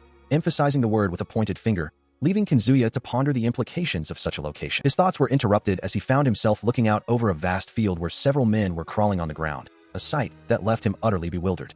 The journey to the ranch was about to begin. Kazuya traveled by sea, contemplating a mysterious destination known as the Male Ranch. The ship eventually arrived at a bustling port, a grand city sprawling along the waterfront. Within the city, a doctor from the Western continent, Nil Martin, expressed her frustration, wondering why she was involved in such a gloomy task, while Kanzuya rested in a nearby bed. Several days prior, the teachings of the Danshili religion spoke of a grand institution. Peter explained that the Lunar Reveille was said to require a special piano for its performance. Kanzuya questioned the need for a special piano, to which Peter affirmed, stating that without it, the Lunar Reveille's true effects would not manifest. She then paused, hinting at a further complication. Luzier interjected, clarifying that this was merely a legend, and even she knew nothing more beyond that. Kanzuya, processing the information, prompted them to continue. He reacted with profound shock as the term male ranch was uttered. Luzier, seemingly unfazed by his reaction, calmly asked if he meant the facility for raising men, leaving Kanzuya utterly bewildered and demanding an explanation. He recoiled in shock, a wave of fear washing over him as the implications of the male ranch settled in.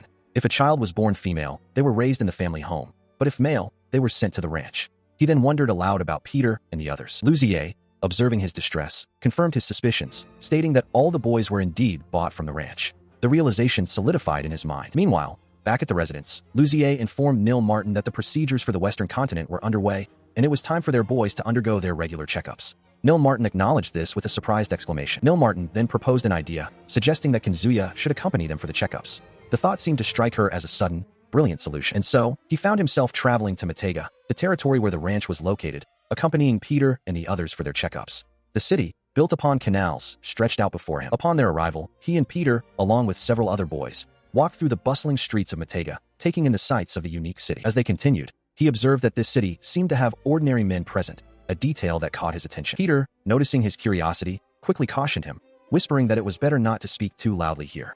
He looked at her, puzzled, and asked why. She explained that it was simply the custom of the place. As she spoke, he looked down, realizing he had dropped something. He let out a small gasp of surprise. He quickly bent down to retrieve the fallen item, a small, folded piece of cloth, and extended it towards Peter, informing her that she had dropped it. She quickly shushed him, her finger pressed to her lips, a gesture that left him utterly speechless. He pondered the strange, unsettling feeling that had begun to creep over him since their arrival in Matega. This disagreeable sensation was unlike anything he had felt with Algiers or Luzier, a pervasive unease that clung to the very air of the canal city. As he continued to reflect, Nil Martin addressed him, her voice firm but with a hint of apology, reminding him of his assigned number, 02839. She then sternly warned the boys against speaking freely, emphasizing the need for caution in their words. As Kanzuya observed the scene, a new identification tag now hanging from his neck. He looked down at the tag, emblazoned with the numbers 02839 and 6EB20, and a chilling thought crossed his mind. Were they being treated like prisoners, or perhaps even livestock, in this place that called itself a ranch? As he walked, the realization settled in that he was now to be called by a number, a stark departure from any previous experience. Their destination, a grand, imposing structure, was identified as a hospital. Kanzuya, Peter, and the other boys entered the building, the heavy doors closing behind them with a definitive thud. Inside the long corridor, Kanzuya called out to Peter, who turned to face him, awaiting his words. Peter, still standing in the corridor, responded to Kanzuya's question about the boy by the door, explaining that he was there simply to open it. Kanzuya, perplexed, pressed for more details. As they continued to move forward in the line with the other boys, Kanzuya observed the scene, a woman's heeled shoe visible as she was led, and the boy standing by the door, ready to perform his duty. He pondered the implications of such a simple, yet rigid, custom. He turned back to Peter, his expression still questioning, and asked if that was truly the extent of it. Peter, however, seemed to find his confusion puzzling. She clarified, stating that here, opening doors was simply a man's job. Kanzuya's eyes widened slightly in a silent acknowledgement of the stark reality. A grim understanding settled upon Kanzuya's face as he absorbed the full weight of her words. The unsettling feeling he had experienced upon arriving in this place now made perfect sense. It was because they, the men, were not treated as human beings. His thoughts were interrupted by a sharp voice calling out a number 02839, to the examination room. As he began to move towards the designated room, Kanzuya passed another boy who was diligently opening a door for Luzier, who offered a polite, "Thank you," as she entered. He observed the boy, noting the complete lack of reaction on his face, as if he had become an extension of the door itself, devoid of individual will. Kanzuya entered the examination room, offering a quiet apology for the intrusion. Inside, Nil Martin sat at a desk, grumbling audibly about the tediousness of her work. He stood before her, observing the woman who was apparently a doctor in charge of the men, as she continued to complain about something under her breath. He stood in the examination room, listening as Nil Martin grumbled to herself about her superior qualifications, lamenting that she, the most excellent, had to deal with a country bumpkin man. He attempted to interject. She sharply turned her head, her glasses glinting as she questioned why he was speaking to her. He stammered, explaining that he had been called there. She ignored his explanation, instead focusing on a document in her hand, muttering his identification number, 02839, and remarking that he was doing whatever he wanted again. She wondered aloud if she was losing her mind. Her complaints continued, expressing how truly annoying it was for her to have to deal with him, especially since he was only there to talk. Then, with a dismissive gesture, she instructed him to take this, a small, cylindrical object, to the back room and attach it to the machine there. He looked on, clearly bewildered. She clarified her instruction, bluntly telling him to extract semen and bring it back to her. His eyes widened in shock. He held the cylindrical device, its internal mechanism visible, his expression one of utter bewilderment and shock. A young girl observes Kazuya playing a piano, contemplating the unique requirements of the Luna Reveal score, which demands a special instrument. The narrative shifts to a grand view of a bustling port city on the western continent, revealing the purpose of the journey, to find the special piano and extract its essence. Meanwhile, Nil Martin, identified as a doctor from the western continent, sternly instructs Kazuya to quickly proceed to the back room. He appears confused by her sudden command. She leans in, her gaze sharp, questioning if this is truly his first examination, implying that a man of his age should be familiar with such procedures. Kazuya affirms her assumption. With a frustrated exclamation, Kazuya quickly moves away, internally lamenting the doctor's irritating demeanor, yet resolving to comply. Nil Martin, now alone, holds a small, flat instrument, a subtle smile playing on her lips as she prepares for what is to come. Her eye gleams with a determined intensity as she declares a specific numerical code, 02839, indicating a precise plan or procedure. Kazuya walks down a long corridor lined with various figures, holding a strange device and pondering Nil Martin's instructions to attach it to a machine, unsure of its true purpose. He approaches a bald man, hesitantly asking if he has found the correct room for his task. Ohamim correca permanis silencioso, ofreciendo ninhuma resposta imediata. Kazuya expresses surprise at the man's complete silence, prompting a slight, questioning sound from the bald figure. He was still with the silent bald man. The man gestured towards an open door, and Kazuya questioned if that was the correct direction. He offered a polite bow, expressing his thanks, yet a thought lingered in his mind about whether he might be scolded for something. Stepping through the doorway, he found himself in a long room lined with what appeared to be individual stalls, similar to those found in a public restroom, a sight that elicited a surprised exclamation from him. He stood amidst the peculiar environment, his expression a mix of bewilderment and unease as he took in the rows of identical compartments. His eyes widened slightly, a silent gasp escaping him as the strangeness of his surroundings fully registered. Just then, a woman in a nurse's uniform appeared, calling out the code 02839. Kazuya, still clutching the mysterious device, turned to face her. She urgently instructed him to quickly remove his clothes and attach the device. He looked at a complex apparatus mounted on the wall, wondering if that was indeed where the device was meant to be installed. Following the instructions, he connected the mysterious device, a flexible tube extending from it, and attaching to the wall-mounted mechanism with a distinct thunk. The scene shifted, revealing the grand, ornate exterior of a large building, its architecture suggesting a place of significant importance or history. Back inside, Kazuya's face was streaked with tears, his eyes squeezed shut in profound distress, the emotional toll of the recent events clearly visible. He felt a strange, squeezing sensation, as if something was being wrung out of him. He clutched the mysterious device, his face contorted in distress. His distress was evident as Peter, concerned, asked if he was all right. Luzier, equally worried, lamented the blow to his dignity, understanding his reluctance to continue. Just as they spoke, the nurse, with a stern expression, ordered them out of the room, directing them back to the original examination area. Kazuya, Peter, and Luzier quickly complied. As they were ushered away, Peter and Luzier offered Kazuya words of caution, telling him to be careful. He looked away, feeling that such advice was futile now. He continued to clutch the device, the strange sensation still lingering, and wondered what good it was to be told to be careful now, after what he had just experienced. His thoughts drifted, recalling a time when he had already been burned, already experienced the worst. From this point, he mused, nothing could truly surprise him anymore. He sat at a piano, a vast, ornate structure in the background, filled with countless figures. More than the piano, his mind focused on the need to quickly infiltrate the male ranch and locate the piano's true position, a place that would lead him back to his original world. He reached for a door handle, determined. As he opened the door, he was met with a surprising sight. Dr. Nil Martin stood before him, her back turned, her long hair flowing down.